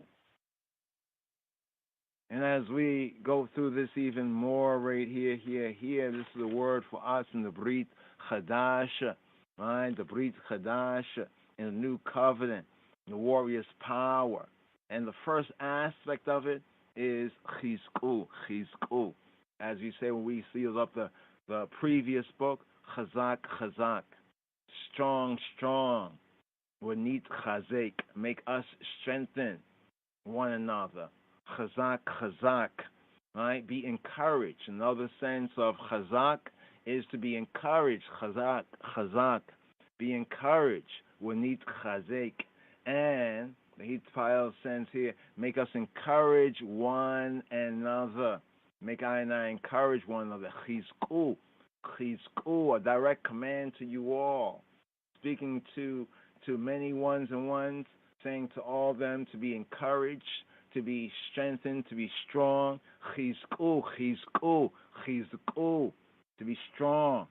That's the warrior's power. But remember, there's a phrase, right? There's a phrase that's used, right? That he was not pleased with the men of war.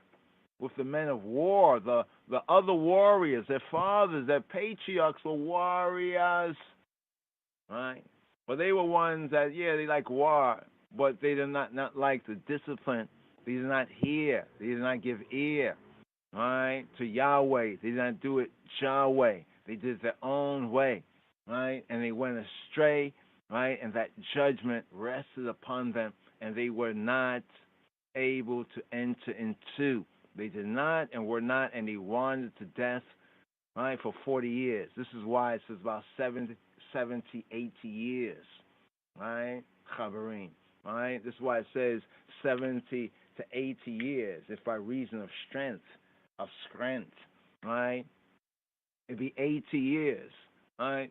Because those who came out, they were roughly in their 30s. That generation of the able-bodied men, right? The man them that were counted in the beginning of the fourth book, in the beginning of the Sefer Bamidbar, the Sefer Bamidbar of the book in the wilderness, right? Those that had to prove their pedigree. Upon them was also the responsibility to be the warriors to go in. That's why they were being counted and accounted for. But that very same generation, Yahweh says he was not pleased with them because of the sin, the uckery of the spies and that rebellion that had taken place, and thus the sentence and the judgment and the 40 years. So that psalm was Psalm 90, right there, the 70, 80 years. Right? Certain Christians wrongly, right, assume that, well, that is one's lifespan. That's what the Almighty says for everyone's lifespan. No, that was a tefillah of Moshe, the Ish Ha-Elohim. That was a prayer of Moses, the Ish, the man Ha-Elohim, of the Elohim. That was Psalm 90, right? Psalm 90, right? Song of Moses, right? Now, as far as the age or years, go to the very beginning. Genesis chapter 6, it speaks about what my spirit shall not always strive, Yadon, with man, because he's also flesh, where his days shall be what?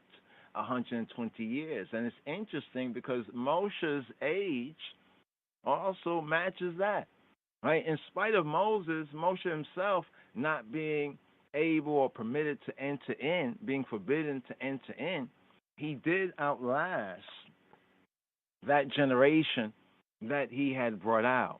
But him, as well as Aharon, because of the incidents of the water from the rock, and not giving glory and getting all upset with the people, not focusing on what he was supposed to do. He was supposed to talk to the rock, but instead of talking to the rock, he talked to the people and he struck the rock. And then we even have that as a shadow of what is to come and what has been fulfilled in the Brit Chadash, right, in the new covenant concerning Mashiach, concerning Christ. But it's interesting that judgment that prevented Moshe from entering in, Moshe and Aharon, concerning the incident with the water, right, and speaking to the rock, is that he did not give glory. Yahweh says, because you did not give glory. What did Moshe and Aharon say? Must we do everything for you, you rebels, you bitter ones, you rebels?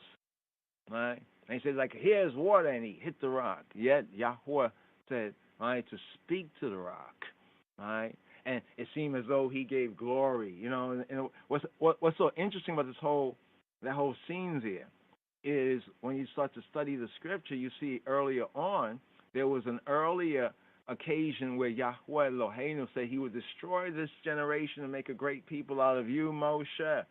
Now think about it. If he's going to make a great people out of Moshe and destroy the disobedient Israelites, then we also have that Ethiopian Hebrew or that Hebrew Ethiopian royal order connection again because Moshe's wife, right? Or we can say wives, the Midianites and the Cushite, right? The Cushawite, the Ethiopian. But Moshe, he appealed because of the knowledge, right, of the 13 attributes of he who is who he is. He knows who he is because those 13 attributes in Exodus chapter 34 was revealed to him, and he basically went to plea bargain, right, for the Bnei Yisrael, that Yahweh does not destroy them.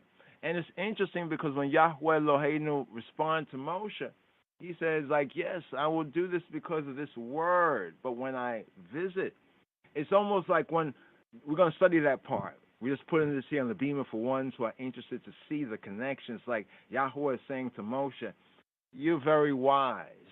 That revelation of myself, of my attributes, to bring out who I am. I am Asher, right? Or in the third person sense, Yahweh, he who be, who he be, he who is, who he is. He revealed in Exodus chapter 34, those 13 attributes. Moshe wisely chose certain attributes in his plea bargain for the Bnei Yisrael not to be destroyed and for Yahweh to relent, right, on the wrath, on the judgment that he had announced that he would do to the Bnei Yisrael.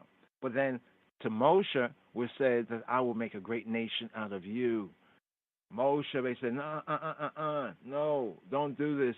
And Yahweh said, I will forgive them because you have wisely chosen from, in that sense, like the Torah, from the law, but from my attributes, certain attributes, right, that will bring out in I who am who I am, I who be who I be. It is what it is. I will bring out this. I will make it this for you because you appeal. He appealed basically to the mercy side. It's when Rabbi Shaul, the Apostle Paul, says, behold, like the mercy, you know what I mean, and the severity, you know what I mean, the mercy and severity of Ha-Elohim, of Ha-Elohim, of the Elohim, right? And in those 13 attributes, right, we can see the mercy, right, but we also can see what ones might call the severity, that judgment, but that's also that righteousness of he who be who he be. But Moshe appealed to the mercy side of the ledger. But the way Yahweh responded to Moshe was almost like saying, okay, very good, very good. All right. Well, I will do this because of the word you have spoken. But in that day, it was almost like saying that Moses, your argument for them has been heard. But there's going to be something for you in the loss. Right? And that loss was that same generation he had plea bargained for.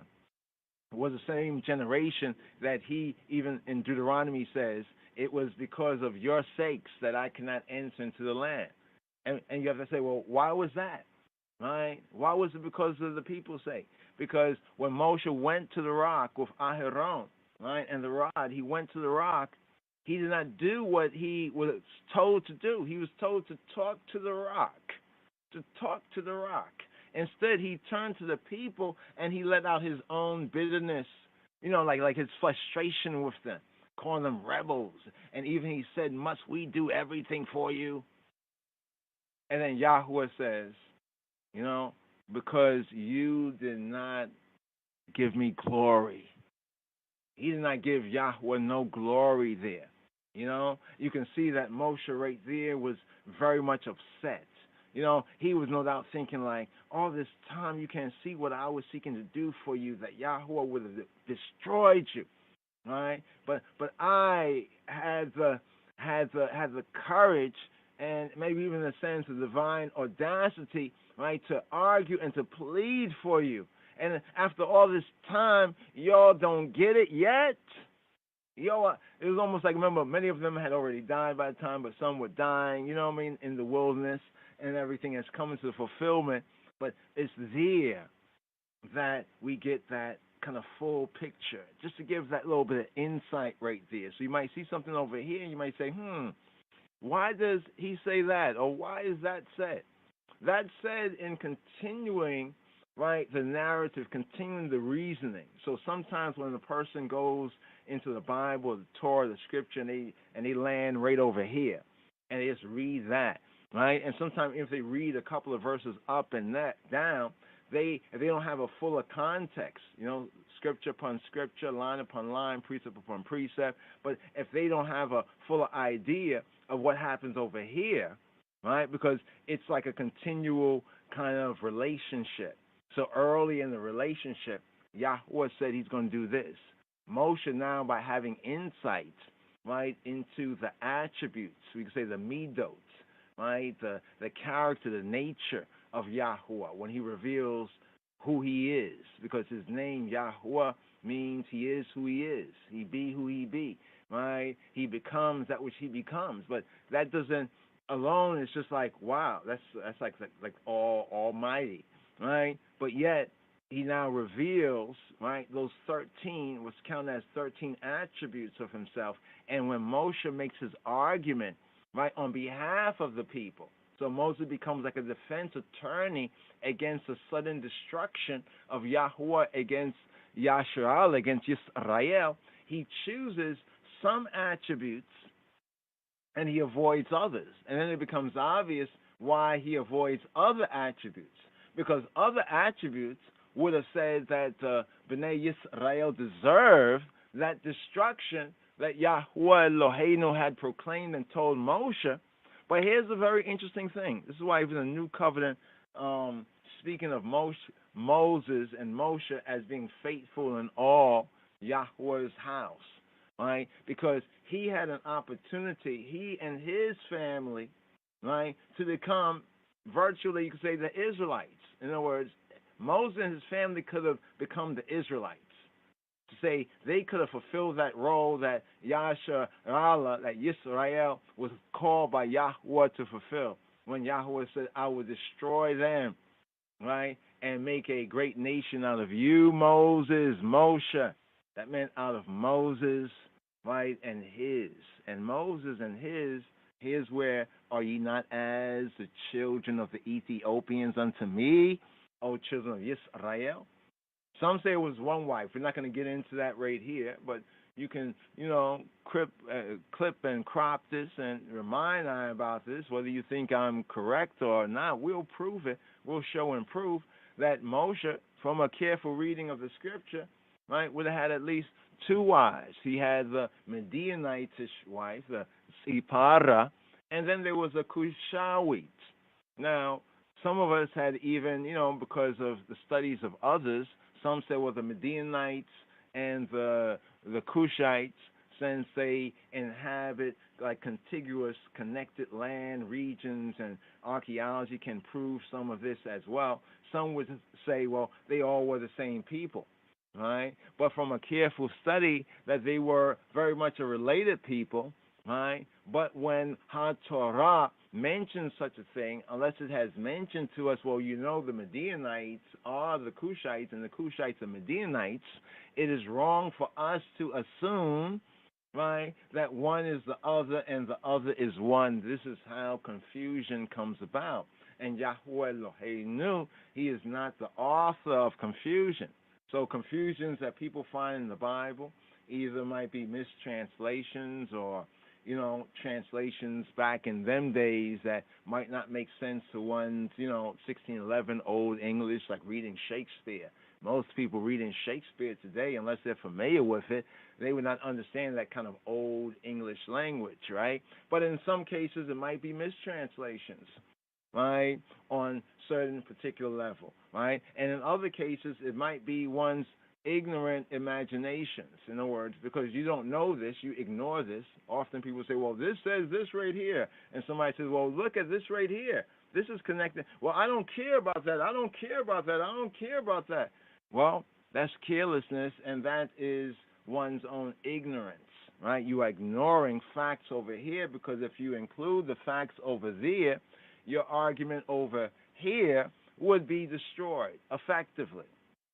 But here, as we seek to seal this up right here, just giving a good synopsis and overview, because here, things and Torah portion reasonings and, are going to kind of increase as we are sealing this whole thing up right here. And we're seeking to move forward into the land. So it's a very interesting narrative that we have in the Mishnah HaTorah, as we have in the copy or the repetition of the Torah. As we mentioned before, we have in Judaic and Hebraic studies, like generally speaking, the Talmud and Talmud Torah. Talmud. Some people have an idea erroneous and also based on a lot of ignorance or a lot of just not knowing certain things. They would think that this is something that either European or other Jews or has no value, right, in the full picture. But Talmud is the operative word that means study. So we say Talmud Torah, right? Now there's different Talmud in the sense of the word means teaching, right? A teaching.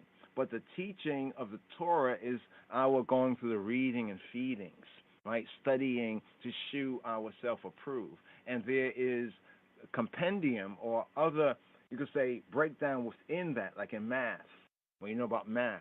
There's different level of math. There's the basic arithmetic, basic numbers, understanding basic numbers, basic counting. Then you have multiplication, then you have subtraction, you have division. You know what I mean? Then you also have, your basic math, and then you have like algebra. Then you have like trigonometry and calculus. So this is what we have within the Talmud Torah. In the study of Torah, we have Mishnah, right? Mishnah. You might hear about this was written in the Mishnah. Now, even though those might be Mishnahs that came along later on, it's based on the Mishnah HaTorah. And the Mishnah HaTorah means a copy of the Torah. You'll find it in the Hebrew of Deuteronomy chapter 17, verse 18, right? Like a copy of the law. You'll make a copy of the Torah, the Mishnah HaTorah. But it also means going over. Mishnah is like to repeat from Shana, like a repetition, like a reduplication. Like they say, like repetition is important in education, right? In order to learn something and become more familiar with it and to learn it, you have to go over it, right? And go over it sometimes time and again. It's like even if one is doing physical exercise. In physical exercise, there are reps. You do reps and you do sets. This is what we do in Torah studies, in the Talmud Torah. But my main point here is the phrase Mishnah HaTorah, right? Because this is where the Greek LXX in the Septuagint, in coming across that, identifies the name of the book as Deuteronomos, or we get it as Deuteronomy, Deuteronomos. Deutero, right? Repetition or repeat, Deutero in the Koine Greek, and nomos. Nomo or nomos means law. So the sense of Deuteronomy came from what is written in Deuteronomy 17 and 18 in the Hebrew, right? In the Hebrew. And that phrase was Mishnah HaTorah. So Moshe, in providing an outline of the 38-year, right? The 38-year exile.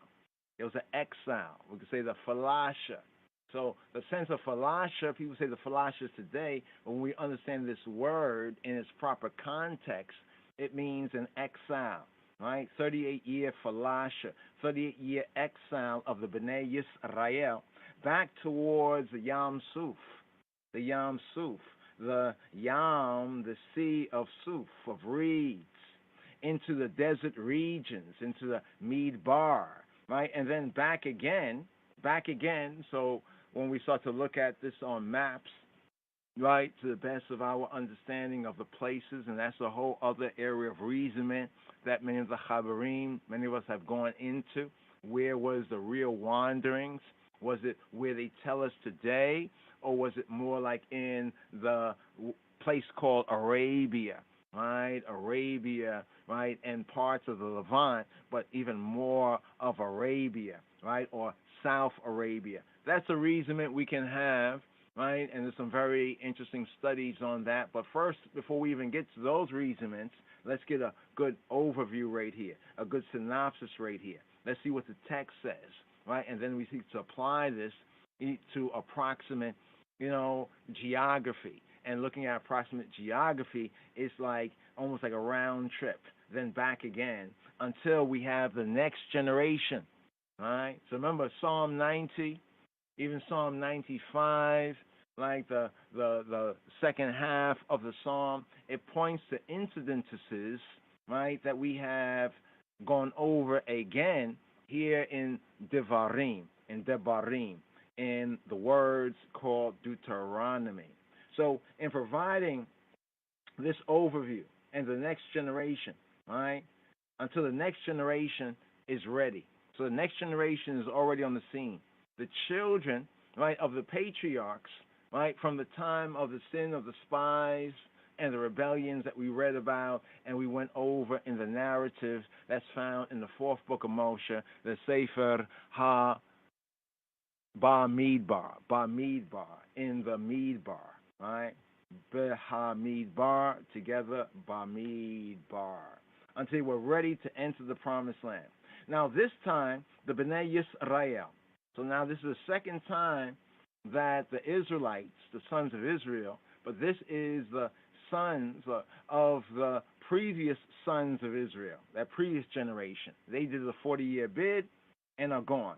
Now, this time, the Israelites, this new generation, were able to defeat Sihon, king of Ha'emori, and Og, the king of Bashan, and their land east of the Yarden, of the Jordan, was divided between the tribes of Reuben, Gad, and half the tribe of Manasseh, right? Between the tribes of Reuben, Gad, and half of the tribe of Manasseh. Now, the portion, the parasha, right here, it ends, right, with Moshe telling his successor, Yehoshua. Now, also, as the Chabarim no doubt will recall, Joshua, was renamed, right, or given like almost like a name upgrade by Moshe, right? His former name in the narrative is Hosea, right? Hosea bin Nun, the son bin Nun, the son of Nun, right? So Moshe added the Yod, the 10th letter, right? The iota. In the Greek, they call it the iota, the yota, right? The 10th letter of the Hebrew Aleph Beit, the Hebrew alphabet, right? And this 10th letter, right, the Yod, right, we could say the Y sound in the Hebrew or even the I sound, right, in the Koine Greek. The Yod is both the first letter of the name of Ha'ab, of the father, right, and of Habain, of the son, from the Brit HaYashana, Old Testament, to the Brit Chadasha, right? So, who is the father? Yahweh, right? Yahweh, he who be, who he be, right? And who is the son? He says that Yisrael, Yisrael. Some will say Yah, but it's a Yod, it's a Yod. Yasharala, still it's a Y. In the Brit Chadasha sense, we have Yahweh, Yah, hallelujah, Yah, the Yod right there, right? The Yod and the Hey. the bigrammaton of the tetragrammaton, the two-letter name of the shortened version of the four-letter name. And the Son, right, the Bain Elohim Chayim, his Shem, Shemo, his name, Yeshua, Yeshua, according to the real Hebrew, verified Hebrew, Yeshua, Yeshua, right, Yeshua HaNotzri. So both in the Old Testament sense, the Yod is the first letter, right, the 10th letter of the Hebrew alphabet, having a numerical value of 10. Get this, a numerical value of 10. As you speak of the Eseret, Eseret HaDibarim, the 10 words, numerical value of 10. The first letter of the name of the Father and the Son, both in the Brit HaYeshana, Old Testament, we have Yahweh, Yah, and Yisrael, Yisrael, Yisrael, or Yasharala, if you please.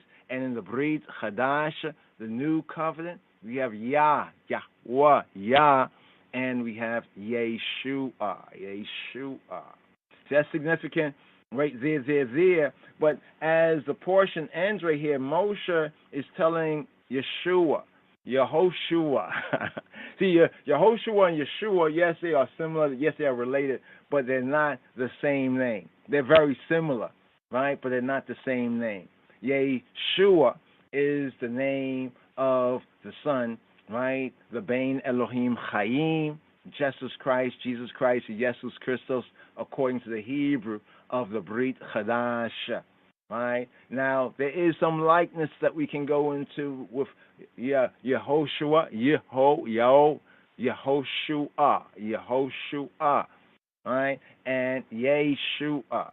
But here, Moshe tells his successor, Joshua, Yehoshua, your eyes have seen all that Yahweh, your Elohim, has done to these two kings.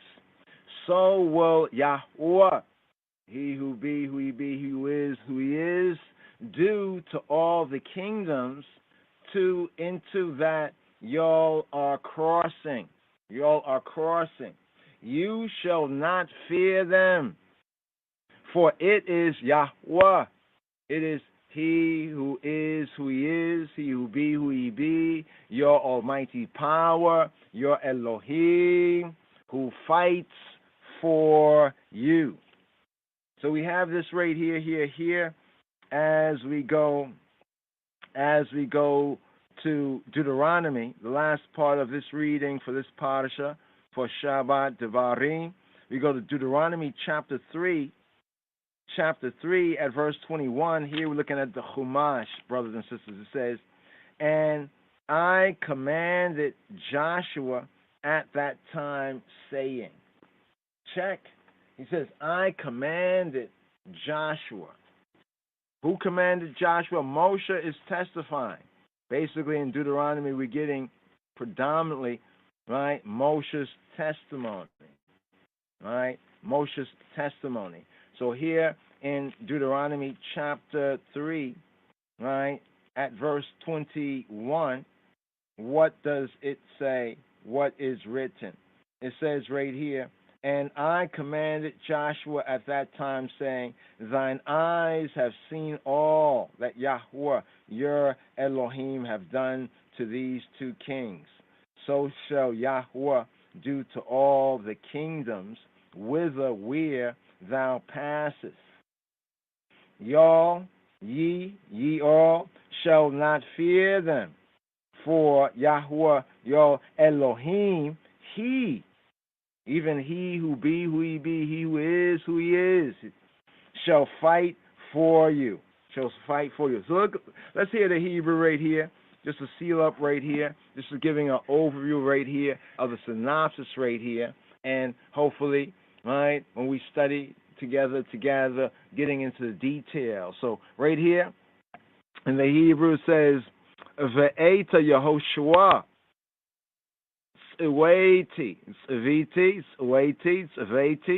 Tzweti, I commanded, Ve'eta Yehoshua, and to Joshua, Tsaweti. Tsaweti, Afro-Shemitic pointing. Somebody says Tsaveti. Tsaveti. Modern Hebrew Tsaveti.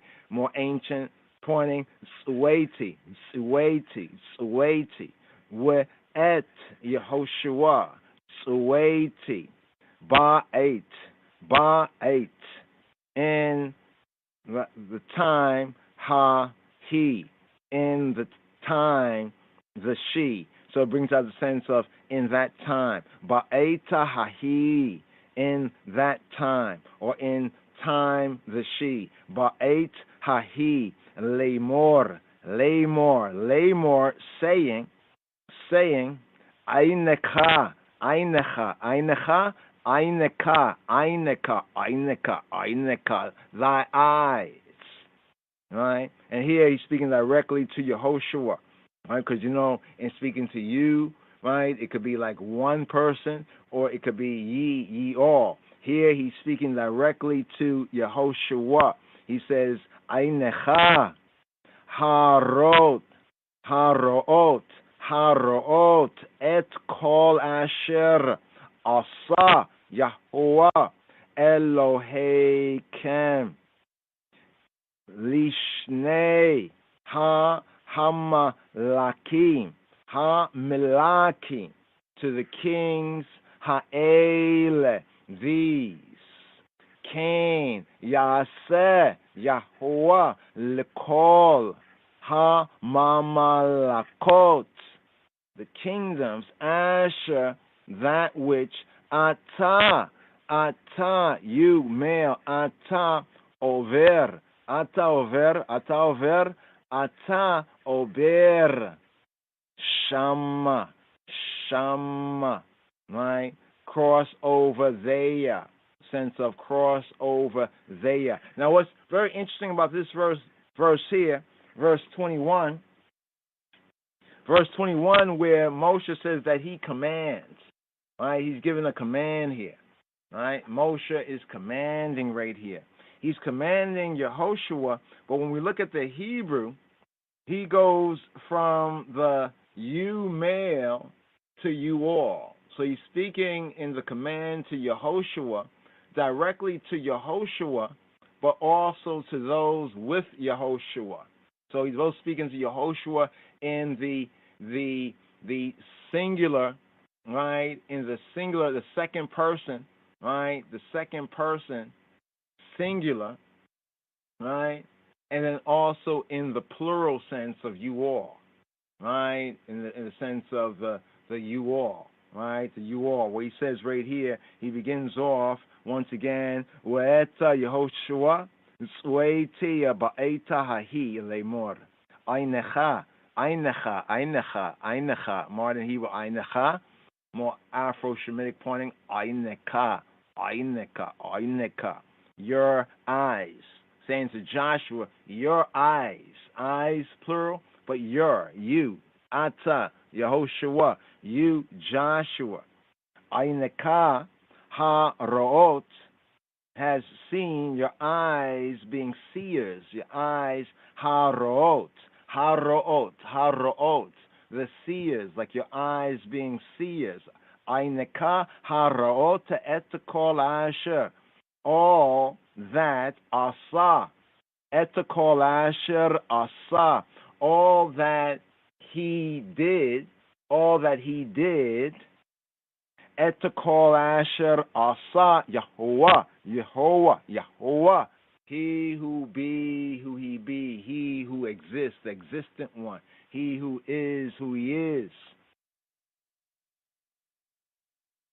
Eloheikem. Now he says Eloheikem, or Eloheikem. He's saying Yehovah, Yol Elohim, Yehovah, Eloheikem, the Kem there, Eloheikem, modern Hebrew Eloheikem, the Kem, you all. So he begins off saying like Joshua, Yehoshua, your eyes, Aineka. It could have said, if it was saying to all your eyes, it would say Ainechem. But it says Aineka, Ainecha. Your eyes, Joshua, haroot. Your eyes have seen. Ainika haroot et kol asher asa Yehovah Elohechem. He said, your eyes, Joshua, has seen all that he who be who he be. Yol Elohim. Yol Elohim. Right? So he's saying, so there's an interesting braiding. It seems to bring out some of the sense of the braiding. Right? There's an interesting braiding, a weaving, right, between Yehoshua, right, spoken to and commanded directly, and then Yol Elohim, right? So it's like the when we talk about the corporate sense, where he speaks about you all as one man, but here he's speaking to Yehoshua, one man, right? But then when he says Yahweh, he says Elohechem. He says Yol Elohim, right? All that he has done, right? All he has done, Lishnei, to the two, Lishnei ha-melachim, Lishnei ha-melachim, Lishnei ha-melakim, melakim, ha the melakim, the melakim, to the kings, the two kings, ha'ele, these. So the phrase here, Lishnei ha-melakim, ha'ele, to these two kings. Lishnei ha-melakim, ha'ele. Cain. Now, Cain has a sense of yes, like a sense, like to say even yes in Hebrew, Cain. Some of the Israelites say Khan. But Khan means like here, like positionally, place, right? Cain is like affirmative, or in the translation may have the sense of like so, right? Cain. So after you have seen what he has done to these two kings, Cain, Ya'aseh, Yahuwah, Lekol, Ha-Mamlakot Asher Ata, Ober, Shama. So he who be, who he be, he who is, who he is, so shall, so the sense is like, so shall he who be, who he be, do. So one, the Asa, when it says Asa Yahuwah, right? Etekol Asher Asa Yahuwah. All that Yahuwah has already done, Asa, already having done, did.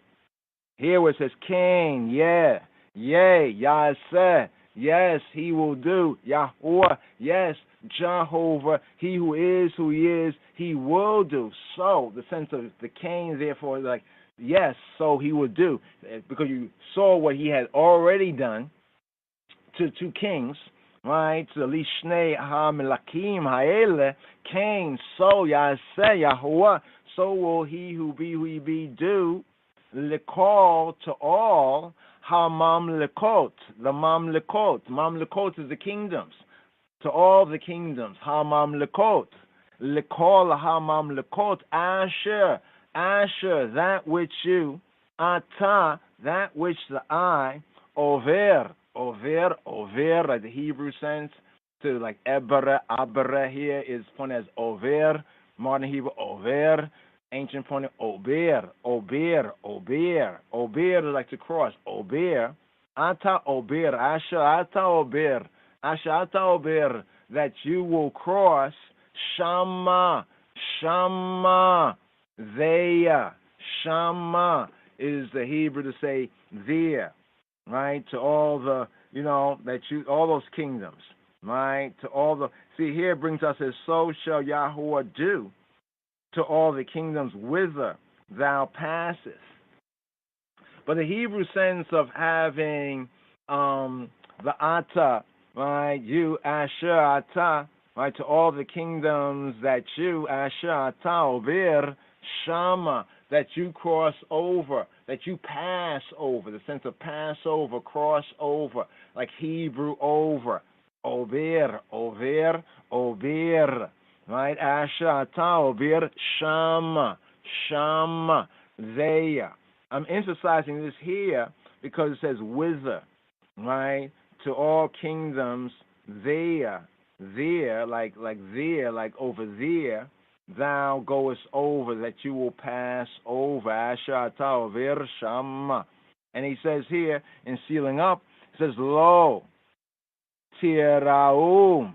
Lo tiraum. Lo, don't tiraum.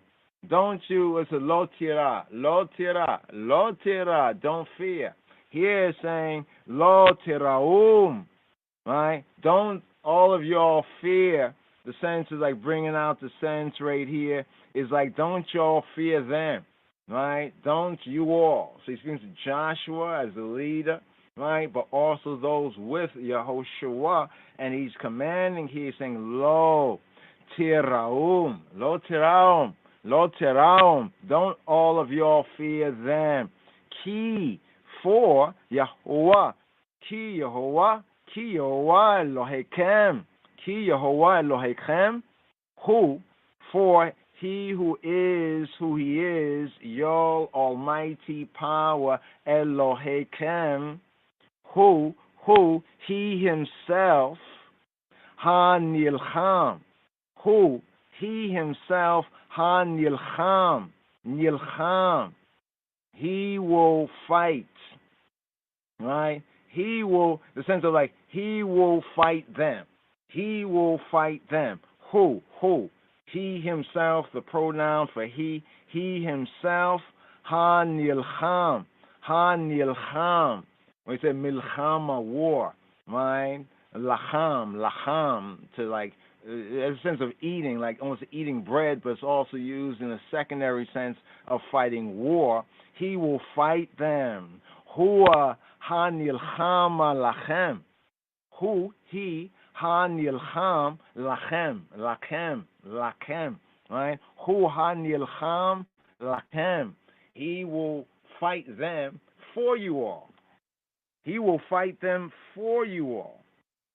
You see, when I look at the translations here, the King James Version says, y'all shall not fear them, for the Lord your God, he shall fight for you. But the Hebrew is not just he shall fight for you, he shall fight them. He shall fight them for you. Hu ha-nilcham lachem. Who, he himself, ha-nilcham, the fighter of them. Ha-nilcham, the fighter of them, lakem, for all of you. Because who is he? It says, Ki Yahuwah Elohechem. He is Elohechem, your almighty power. Who? He. Ha-nilcham. He, the fighter of them, lakem, for you all. He will fight them for you all. This is bringing out the more fuller sense of the Hebrew, of the Ivrit, right, of the Hebrew here. He will fight them, right, for you all, for y'all. And this here is like the sealing up word right here, and just going over a basic synopsis.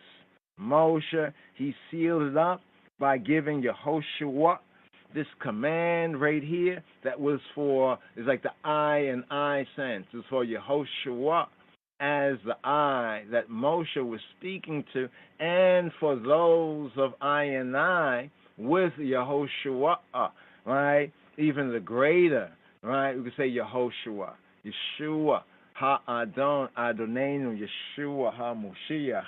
And therefore, the seal up right here. And finally, my brethren, sof davar echai, chizku. Finally, my brethren, echai, my brethren, be strong. Chizku ba'adonenu, and Adonenu, and Ainai Adonai. Uva Givorato, and in the power, Ubeoz, in the Oz, in the power, Ualeoz, Givorato, of his might, of his Geburato. Sof Davar Echai, Chizku v'Adonenu uve'oz gevrato.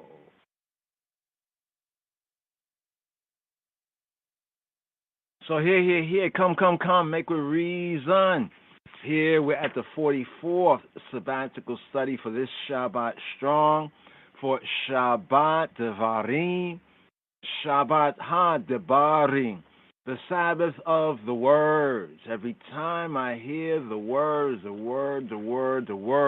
So here, let's get in some Q&A, some questions and answers here. Hopefully one has heard and taken good notes of the synopsis, the overview here. Here as we begin the 5th book of Moshe, right? The Hebrew book that's called Deuteronomy, right? Deuteronomos, the Mishnah HaTorah, and also known from the Hebrew as Devarim, as Ha-Debarim, the words. We have about 30 questions right here, the Q&As right here, for this 44th sabbatical study here, for this Shabbat strong. Question 1, Sheila, right? First question here, right? What does the word Devarim, Debarim mean, Chabarim? What does the word Debarim mean, Chabarim? Here we go to Deuteronomy chapter 1, verse 1. Now, the word Devarim, it means words. It's the plural of Debar, right? Debar, or in the modern Hebrew sense, Davar, word. A word, a thing, a matter, right? A word, a thing, a matter. Now, in the context of this 5th book of Moshe, the Hebrew book, the Sefer HaDevarim, in the context of this book, Devarim, it refers to the terms and the conditions, the terms of the covenant, the terms of the Berit, of Ha-Berit, of the covenant with Ha-Elohim, with Ha-Elohim, Eloheinu, with Yahuwah, Eloheinu, with Ha-Kadosh, Baruch Hu, Baruch Hashem, with the Holy One. Blessed be He, blessed be the name. As well, take note, as well as the 10, what's called the 10 Commandments. As well as what's called the 10 Commandments. From the Hebrew, right, that's the Eseret HaDebarim, right, the Ethiopic of the King of Kings Bible, Asertu Kalat, the 10 Kalat, the 10 words, as well as the 10 words, and of the regulations of the Torah, other regulations of Ha-Torah Hazot, of this Torah, Ha-Torah Hazot. Question 1. Devarim means word. A word, well, actually, words, Devarim, from the Hebrew Dabar. In the beginning, Ha-Dabar. In the beginning was the word Ha-Dabar. And the word was with Ha-Elohim, was with Ha-Elohim. And the word was Ha-Elohim, the Elohim. Question 2 right here. Question 2, what does the word Deuteronomy mean, Chabarim? What does the word Deuteronomy mean? The word Deuteronomy means second law or a copy like the Hebrew could be either a second or a copy, right, of the law, a second law from the Greek word Deuteronomion or Deuteronomos. This is used to translate what we find further in the 5th book here, Deuteronomy, in chapter 17, verse 18 in the Hebrew, the phrase Mishneh HaTorah, a copy of the law, a copy of the Torah, right? Or a repetition, the sense of even repeating, going over. It's like we say, like an exercise, doing your reps, repetition, Mishneh HaTorah.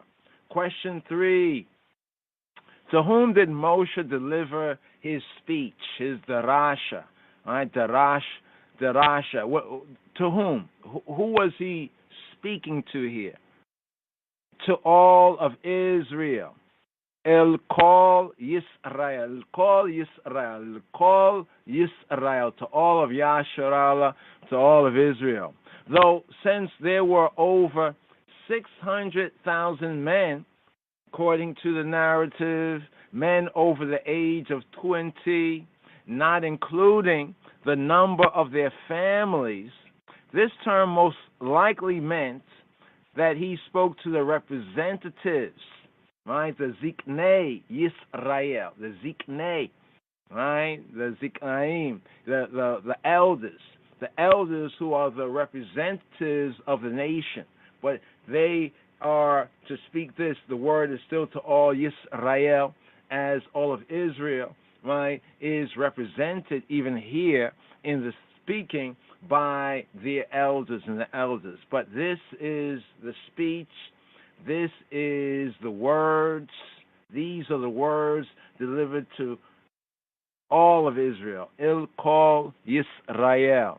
Question 4 right here. How long after Moshe's speech was it before Joshua, Joshua led Yisrael across the Yarden? How long after Moshe's speech was it before Yehoshua led Yisrael across the Yarden? Joshua began the conquest of Canaan, the Canaanu, the Africanite lands, after Pesach, after Passover. How do we know this?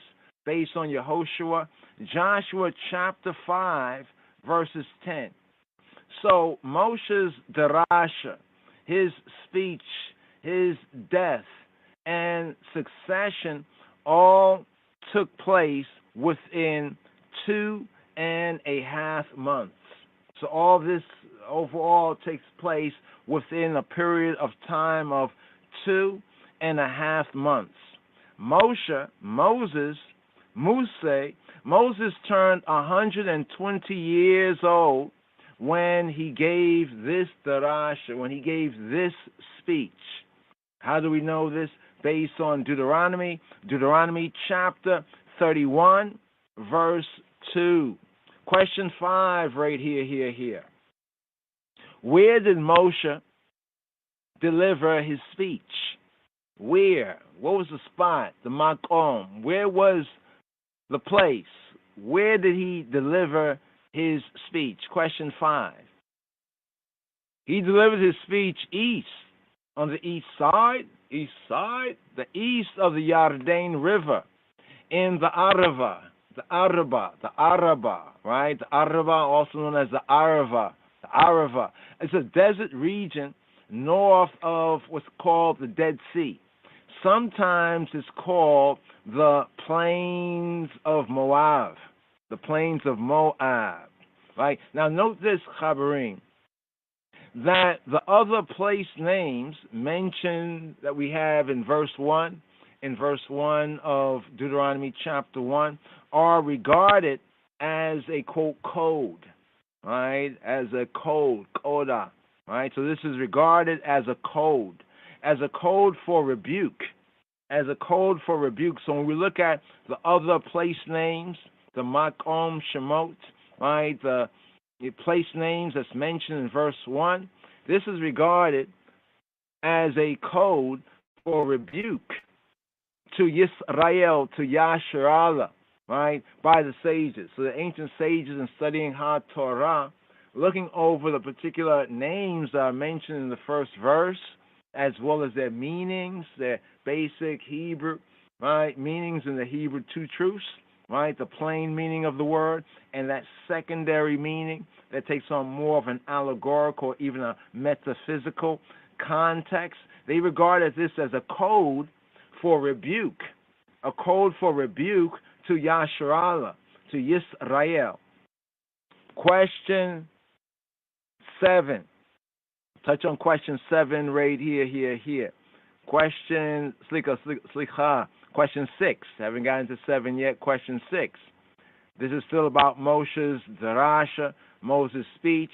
What was the point of Moses' speech, of Moshe's speech, according to Deuteronomy chapter 1, verse 5?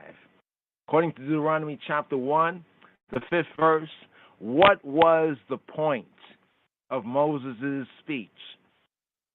Well, here we have that Moshe undertook, Ho'il Moshe, he undertook, Be'er, et ha-Torah hazot, he undertook to explain, to Be'er, this law, ha-Torah hazot. Now, notice that the verb, right, the Be'er, right, is translated, right, in some Bibles as declare. I think in the KJV is as declare in Deuteronomy chapter 1, verse 5. But Hebraically, we bring out the sense of he undertook or he began. Ho'il Moshe, he began, he undertook to explain, to declare in the sense of to make clear and plain. So notice that the verb, right, the verb here, ba'ar, right, in the sense here as be'er, right, explain, is only used twice in ha-Torah hazot. It's only used twice in this Torah, in this direction, in this instruction. In Deuteronomy chapter 1, here at verse 5, and in Deuteronomy chapter 27, verse 8. Take note, chabarim, echai. And, moreover, its root word, the root word, right, ba'ar, as we explained, can also have a sense of to dig, right, ba'ar, to dig. The root word also has a relation and means well.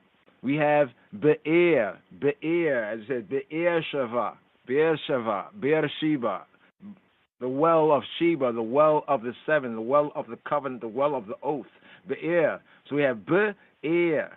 So we have be'er to explain, but then we also have a be'er. Be'er is a well of water. Now this also reflects on the name of Masha or Moshe, right? Drawn out of water. His speech was intended, the intent of the speech, the point of the speech, the intent of the speech was to draw water, to drawing water. See, this is all an ancient allegorical way of saying education. Right? If you go even into the Western Gentile, some of the etymology, it also has this sense that education really means not just to put in, right? Like I just tell you, or one just tell you, or someone tell you things, but it actually means to draw out. It's drawing out. Like when we're studying, is what we can draw out, what we can understand. And the sense of drawing out here is like drawing water, right, from a well. Drawing water from a well of his experience, of Moshe's experience, to share with others. Right here. Question 7.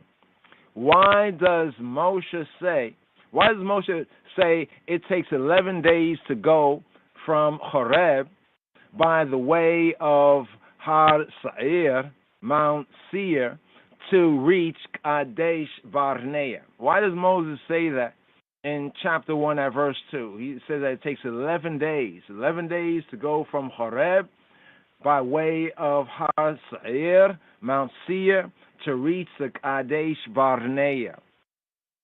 Well, Israel, Yasharallah, was to begin the conquest from the south. They were supposed to begin the conquest of the land, take note, from the south, from the Kadesh Barnea, not from the east at Jericho, called Jericho.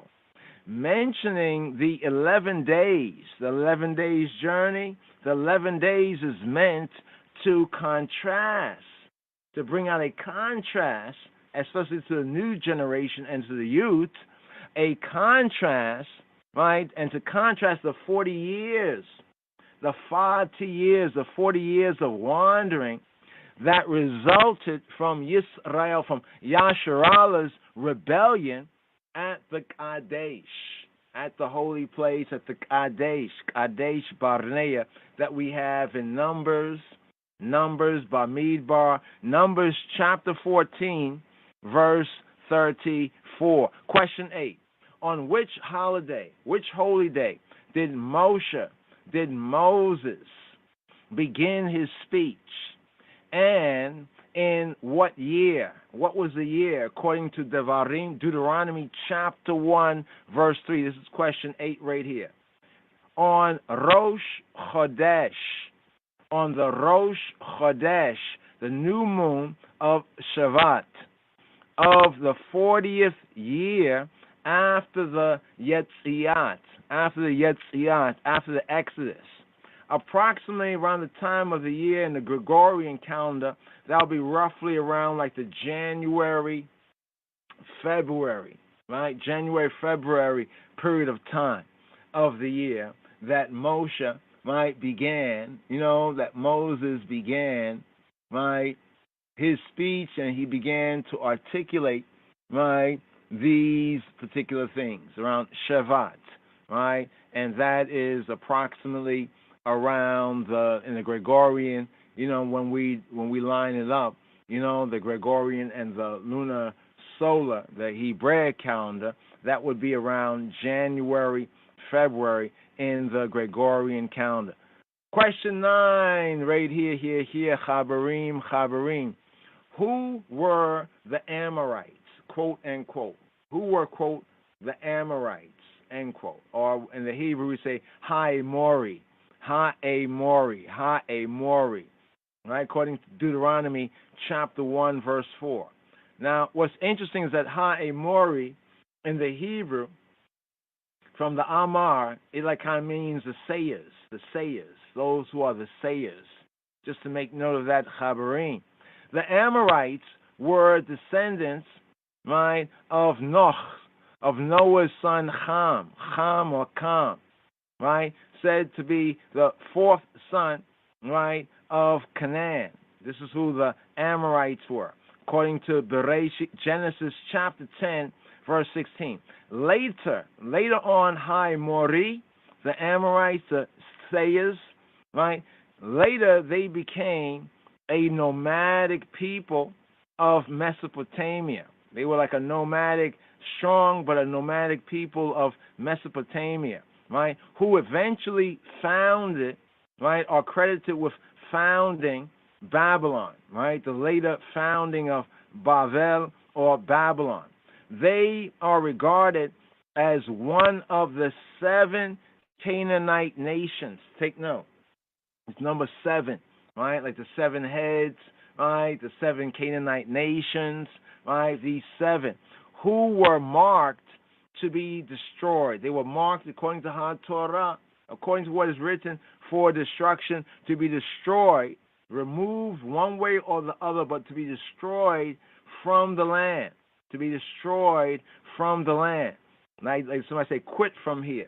You might keep going on somewhere else, but you have to quit from here, They were to be destroyed, whether they stayed in the land, be destroyed in the land, or be destroyed, be removed and destroyed from the land.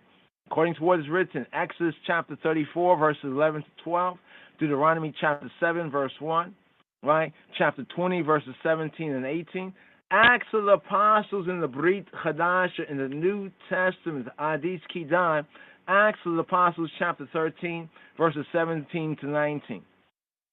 Ha'emori, the Amorites, the sayers. The Amorites are also identified as generic, quote, Canaanites. We have this in Numbers chapter 14, verse 43, and contrast this with what we have in Deuteronomy chapter 1, verse 44. And therefore, they were, we can say, from the point of view of HaTorah, they were squatters. They were squatters, who had to be removed from the land that was given by Yahweh Elohim to Yisrael, to Yasharallah. Now, we make a little note right here in a prophetic view, right? In a prophetic view, or bringing out an actualization, right, and an application, even according to the metaphysics, we apply this to the Anglo-American, right, the Anglo-American Gentiles, like the Anglo-Americans. You know, if you know who the Anglo-Americans, they are much like the Amorites. Some say America, yes. So we can get into that because it actually lines up. That's why we brought out the name being the Sayers. The Sayers. It's interesting what ones and ones call so-called white supremacy, right? Counterfeit Christianity and pseudo-counterfeit white inferiority posing as supremacy. What's very interesting, a lot of it is based on say, and even hearsay, right? And this is part of the power, right, of the leading nations or Gentile nations, is the power of saying, right? This is why Ha-E-Mori, right? We have Great Britannia, the UK, England, right? The Anglos there, and then they sent their children here, wandering around the world. They wandered into South Africa. They wandered into Australia. They wandered into other places. And in a Torah sense, they must be destroyed from the land, removed from the land. This is the context here when we now apply the trajectory from the teachings here, right, to the reality in these latter days and times, right, of this Anglo-Gentile, Anglo-American system of things, and the link with Ha-E-Mori, right? But question number 10 right here. The Israelites, the Bnei Yisrael, quote, devoted to destruction, end quote, every city, including men, women, and children, of what two Amorite kings? Of what two Amorite, Ha-E-Mori kings? Now, I want you to listen to this carefully, because many say, oh, there's genocide and such. Yes, in reality, it's one of the consequences and results, right, of eating of the fruit of the tree, right, of the science or the knowledge, the gnosis of good and evil, of beneficial things and hurtful things. If we look at the scripture in reality, right, in the real world. So the question here, the question 10, is that the Israelites, right, devoted to destruction, the language and translation, devoted to destruction, every city, including the men, the women, and children, of which two, not all of them, but which two Ha-E-Mori kings. Scripture brings this out right here as Sihon. Sihon, he lived in the place called Heshbon. Sihon lived in Heshbon, right? And Og is the second one. Og, he lived in Bashan. So when I rise up to chant Psalm 68, and we get into the full of it, and we see names mentioned in certain psalms, do unto them like Sisera, and Sihon and Og. We hear this repeated. We can now see the fuller context. So this new generation, not seeking, not wanting, and not liking to be like their forefathers, and in a sense, this generation gap had even caused them to learn from the mistakes and to forsake the mistakes of their patriarchs, especially the patriarchs, right, that listened to the evil report, right, that provoked and tempted Yahuwah, that wanted to go back to Mitzrayim, to Smai Tawi, to Kemet, to Egypt, right, and that wandered to death for 40 years in the wilderness, that Moshe, right, in his tefillah, right, Moshe the Isha Elohim brought out even in Psalm 90. We touched on it early in Psalm 95 as well, right? But here we have Sihon, Cheshbon, we say the Cheshbon HaNefesh. Cheshbon HaNefesh is the soul. So we have a time and a season, even like the Tisha B'Av and other times and seasons, which can be received as Cheshbon HaNefesh time. That means, the Hebrew phrase, it means like soul searching. Cheshbon is more like Chashab. Chashab is like to think, but it's also like a reckoning, right? And that word kind of links in the sense of mathematics, and in modern machshava, like a computer, machshava, like calculation and computating. So when we say Cheshbon HaNefesh, we're saying like an accounting for the soul, the psyche, like a psychological. We have times and seasons Hebraically, according to our true spirituality, where we account for our own psychology. We check our own psychology. We get to know and check, according to His direction and instruction, our own way of thinking. So I pointed out because Cheshbon is where Sihon lived, one of the two kings, and Og, the second one, lived in Bashan. Now, they were Nephilim, some say Nephilim giants, or they were descendants, actually, of the Nephilim. The Nephilim are like the fallen ones, the fallen angels. And we see some link with the whole Anunnaki, the Anunnaki stuff that people be talking about, but they be spinning a false narrative. They have a lot of true points, historically and scripturally, but they spin it in a way as though against the biblical narrative or against the conventional white Anglo-Saxon Protestant narrative, right? But they were actually descendants, right, of the Nephilim, are said to be descendants of the Nephilim or the giants, who were brothers. Og is described as a Rephaite, a Repha'ite. Now, what's interesting about the Rephaim, right, and the Rapha, is that in Job's book, it talks about the dead things are under the waters. And if you go to some of their archaeology and monuments, you see where they have Onias, I think, something to that effect, where he's like a fish man, where they put the fish head, the fish head on the man, or the man is depicted as walking out of the water. You see any of that in ancient archaeology, or in the museums and some of the archaeological works of the East, and he is walking out of the water, and it's like he has a fish hat, and part of the fish body is like part of his clothing. This is the interesting connection with what we have right here, as we do the studies right here, as it describes Og. Og is described as a Rephaim. And the Rapha in Job's book, one of the oldest, they say older books, the language does betray an older African Shemitic, Afro-Shemitic, that the dead things are under the waters. Because people will ask, if they were the Nephilim and if they had descendants, how could any of them survive, as it seems to appear that some of them did survive, right? Well, this connection right here can be found in the Rephaite connection and in archaeology. But Og is described as a Rephaite giant who required an iron bed, right? The type of bed he needed to support and hold his body had to be made out of iron, not just wood or something, but an iron bed.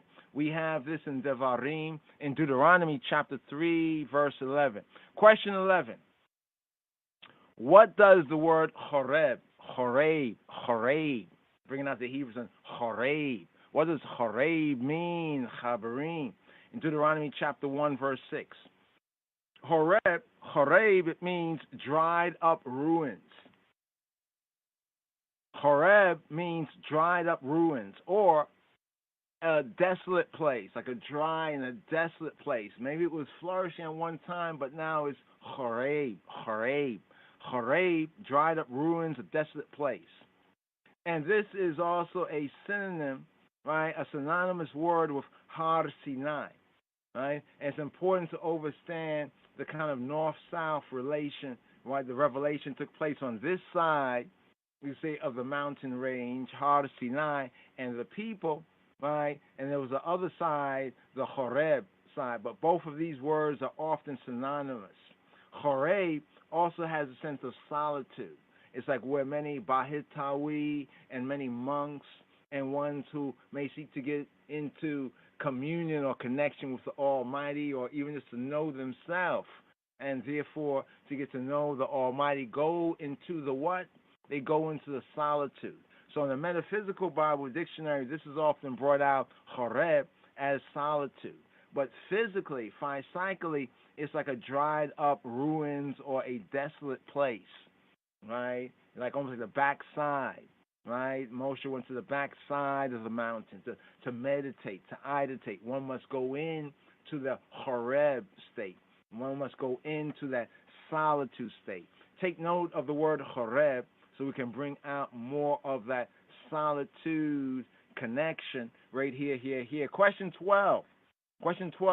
Did Elohim originally, did El Elohe Yisrael, the Elohim of Israel, originally intend to give all the land promised to Abraham? Very important question based on Deuteronomy chapter 1, verse 7. Did Yahweh Eloheinu originally intend to give all the land promised to Abraham? Yes. Quote, to the great river Euphrates, right? To the great river Euphrates. Remember the Abrahamic promise, right? And the covenant, Deuteronomy chapter 15, where it speaks about from the river of Egypt, which is also, we know, the river of Ethiopia, the Gihon, right? And its lower, tributaries, right? Or really the upper tributaries, all the way across to the river Euphrates. So I'm looking at a good map, right? That means like East Africa, what's called the Levant and Arabia, right up to like where some would say that Mesopotamia, Babylon, where the Euphrates is. So yes, he did intend to give it to the great river Euphrates. Though after the sin, the sin, the uckery, the lack, the being caught lacking, the falling short of the spies, especially the 10 spies, Yahweh Eloheinu HaKadosh, Baruch Hu Baruch Hashem, the Holy One, blessed be the name. He appears to have restricted, right, or limited the inheritance to the land of Canaan, So Canaan, in this sense, the Canaano Ano, it becomes like a land grant, a smaller portion. Right? Check this, a smaller portion of the greater land that was to be given, right, to the seed of Abraham. Now, when we compare Genesis chapter 15, verses 18 to 21, Genesis chapter 26, verse 3, Exodus chapter 23, verse 31, Numbers chapter 35, verses 1 to 15, and Deuteronomy chapter 1, verses 6 to 8. Also in the Brit Hadasha, in the renewed covenant, new covenant, right, the New Testament, we have Romans, the epistle to the Romans, chapter 4, verse 13. Chapter 4, verse 13. Question 13. When Moshe said the people, Amo Yisrael, were a burden for him, Ha'am were a burden for him, what did he do according to Deuteronomy chapter 1, verses 9 to 17? Well, according to Deuteronomy chapter 1, verses 9 to 17, he appointed Shoftim. Remember the Shoftim links with the true context of Psalm 82. Psalm 82 is all about corrupt judges arraigned. And the judges in Yasharallah and Israel, and based on HaTorah, they are called collectively the Elohim, right? But he appointed the Shoftim and the Shotrim, the judges and officers. He appointed the Shoftim to rule over groups, ruling over groups of people, and broke down the numbers into like the thousands, right? And the hundreds, etc., right? The 50s and the 10s.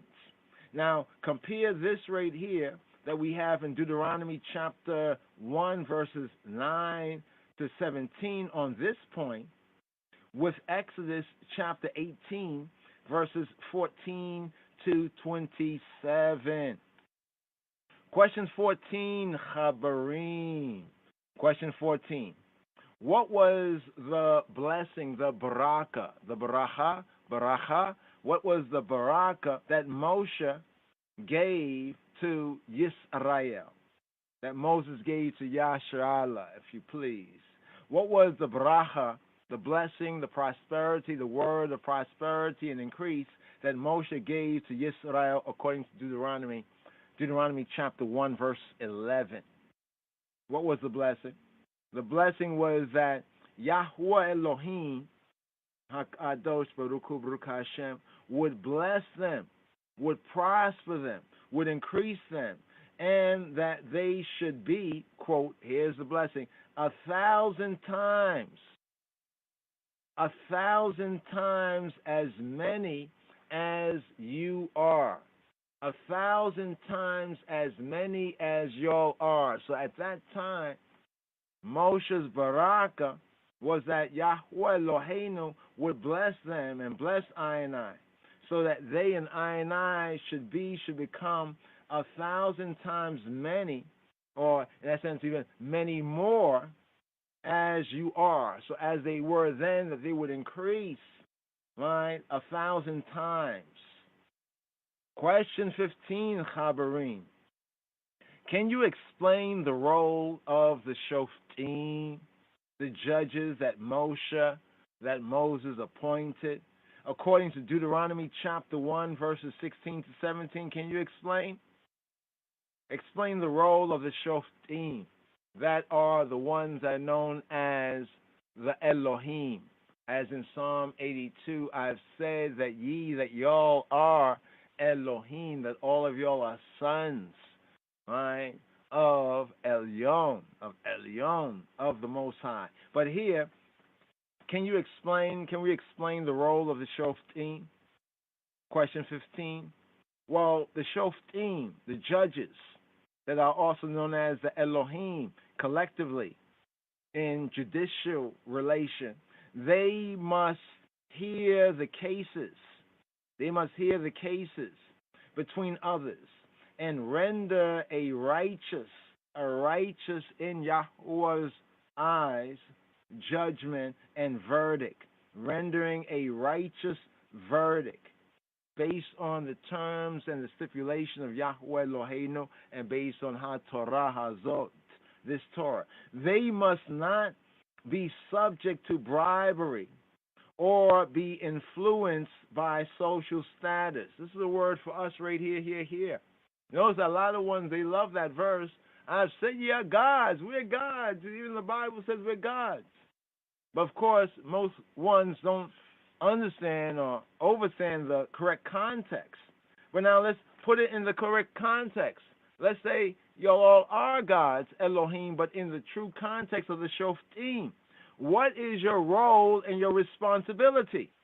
It's to hear the cases between others and to render a righteous verdict. A righteous verdict that's not based on your own heart and mind and your feelings, but based on Yahweh Eloheinu's, His word, the Devarim. Devarim ha'ele, ha-devarim ha'ele. These words right here.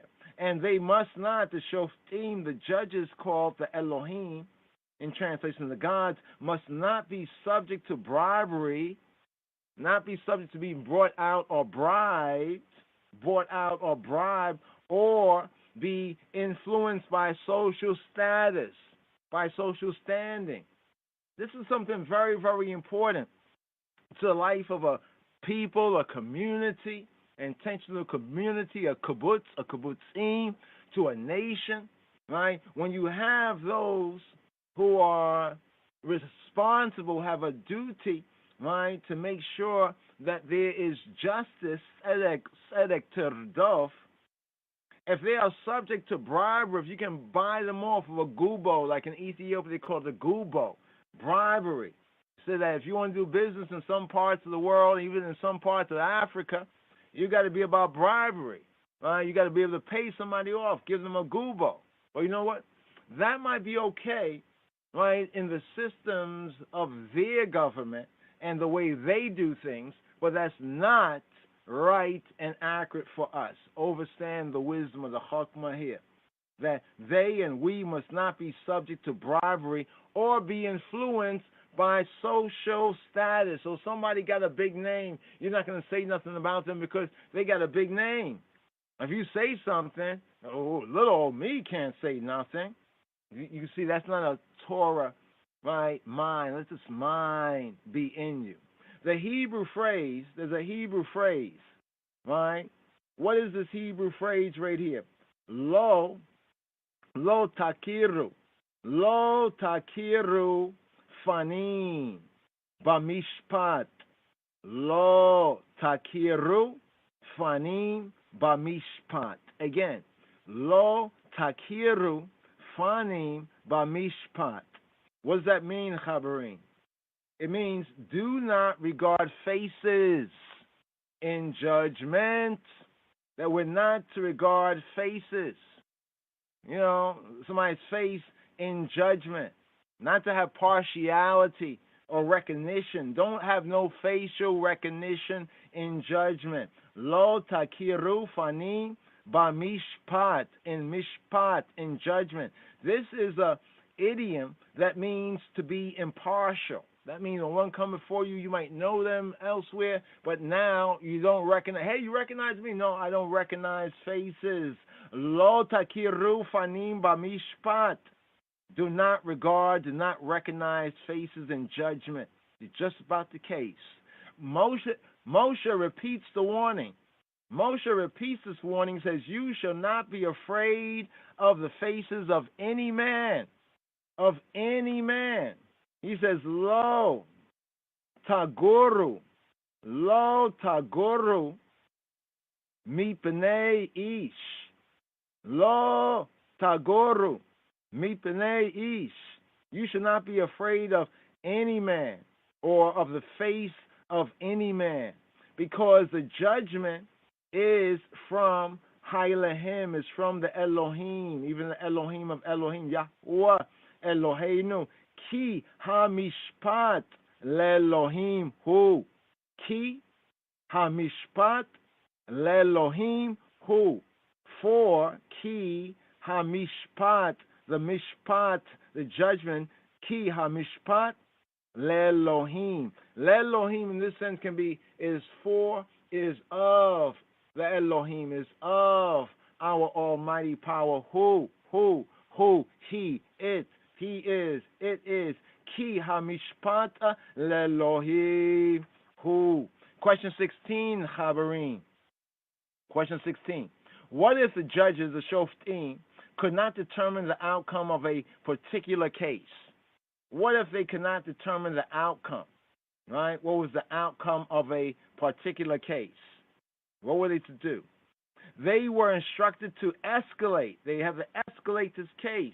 Escalate the difficult cases to Moshe, who would then appeal to Ha-Elohim, Ha-Elohim, to Yahweh Eloheinu for the verdict.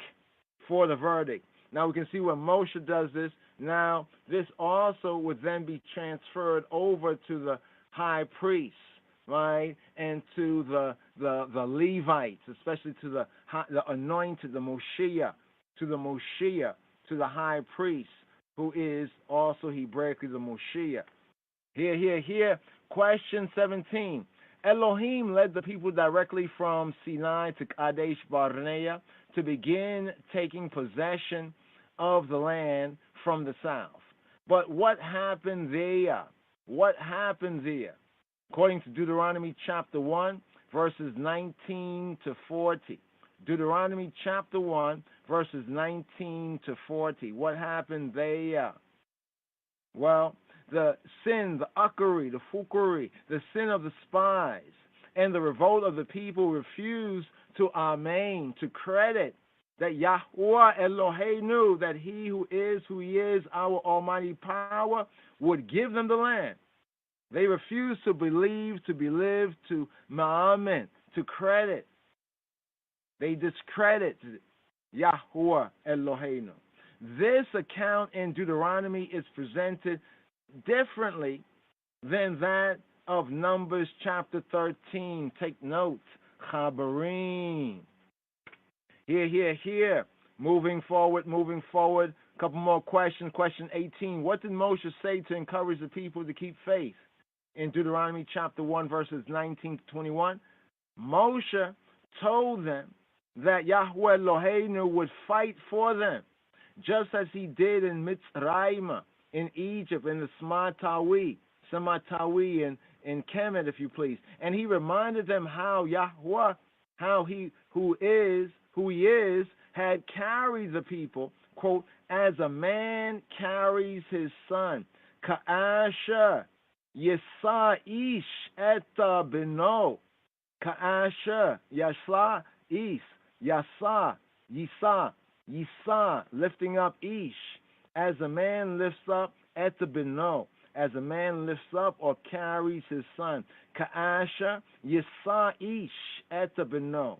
Through the desert, the Midbar, to reach this very makom, this very place, this very spot. Moreover, he reminded them, in order to keep faith, the yea and the amen, keep good credit, stay in a good credit standing. Moreover, he reminded them that Yahweh, that he who he is, had gone before them, quote, in fire by night and in the cloud by day, to show you by what way you should go. In Deuteronomy chapter 1, verses 30 to 33, that Yahweh Eloheinu had gone before them, and he goes before I and I how? In fire, Aish, right? Isat, fire by night, and in the cloud by day. In fire by night, in the cloud by day. Why? To do what? To show you, seeing, you sight, by what way you should go. Deuteronomy chapter 1, verses 30 to 33. Here, question 19, Chabarim. Why did Moshe say that Elohim denied his request to enter the land as a result of the people's lack of credit, as a result of the people's bad credit at Kadesh Barnea? When earlier we learned this decree came from striking the rock at Meribah, at the provocation. Deuteronomy chapter 1, verse 37, compare this with Numbers chapter 20, verses 2 to 12. Well, apparently Moshe continued to ask. He kept asking Yahweh Eloheinu. Right? He kept asking that Yahweh's decree be annulled, the decree for him not to enter into the promised land. But after the sin of the spies, Moshe was included among those who would die by Midbar, in the Midbar. Because, as it says in Numbers, he and Aaron did not give glory, right, to he who be who he be. But that's a good point right there to study some more Chabarim. Let's just try to fulfill right here, right, here for a good portion of these Q&As here, beginning off this fifth book of Moshe, the Hebrew book of Devarim. Question 20, how long were the Bnei Yisrael camped at Kadesh Barnea?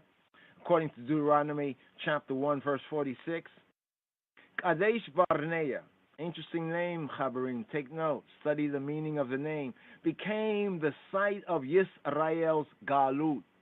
We call the Galut. Galut is exile, right, in the Hebrew, Galut, corresponding with the Falasha sense in the Ethiopic. But here we have Galut, and there's a metaphorical relation with Goliath, like Goliath, right? Exile is like a Goliath. Right, but here we have Yisrael's Galut, the Kadesh Barnea, becomes the site of their exile for approximately 38 years. Question 21. When the camp of Yasharallah, of Yisrael, began to move from the Kadesh Barnea, why did Hailahim, the Elohim, forbid them from attacking the kingdom of Edom, the kingdom of Edom? According to Deuteronomy chapter 2, verses 1 to 7. Well, the Edomites Ha-Edomi, they were descendants of Yisrael, Yasharalah's brother Esau, and the land surrounding Har Seir, Mount Seir, had been given to Esau and his descendants by Yahweh Eloheinu as an inheritance. So Yahweh Eloheinu HaKadosh Baruch Hu, Baruch Hashem, he provided for Yasharallah, for Yisrael, and did not need Edom's help. See, they might have thought so, but Yahweh let them know that he is Yahweh Yireh, Jehovah Jireh. He is the provider and did not need, right, Edom's help. We have this in chapter 2, Deuteronomy 2 and 7. Question 22 right here. Why did Yahweh Eloheinu, he who is our almighty power, forbid war? Why did he forbid war in the case of the kingdom of Moab? Right? Why did Elohim forbid war with the kingdom of Moab, the Moabites, in Deuteronomy chapter 2, verses 8 to 9? Right? Could it be because of their sovereignty? In a sense, it was because they were, you could say, sovereign within this context of things, but it's because the Moabites were descendants of Lot, Lot's son, Moab, right?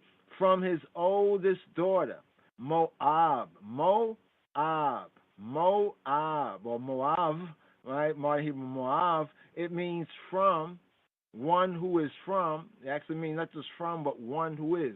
Mo, the old sense, so the Cholem sense.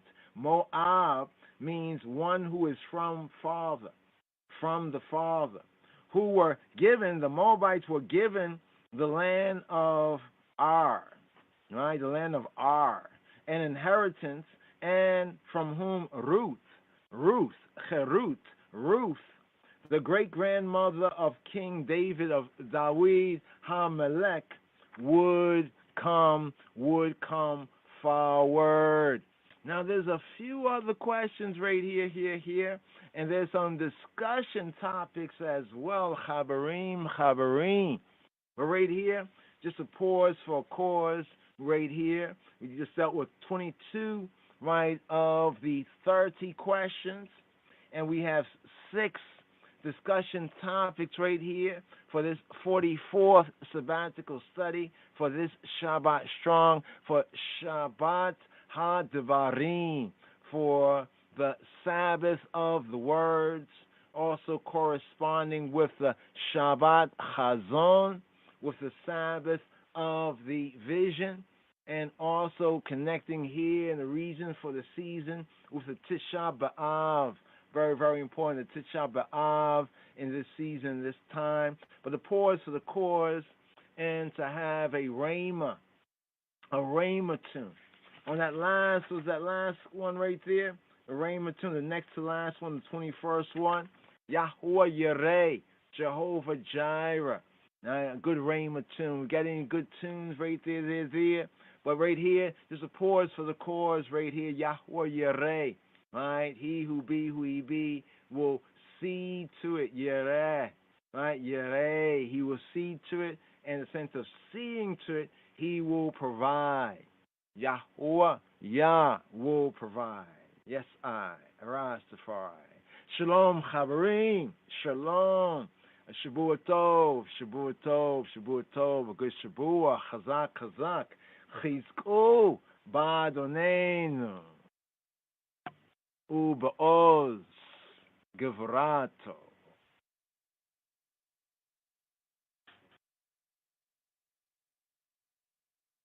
Thank you for using Blog Talk Radio. Goodbye.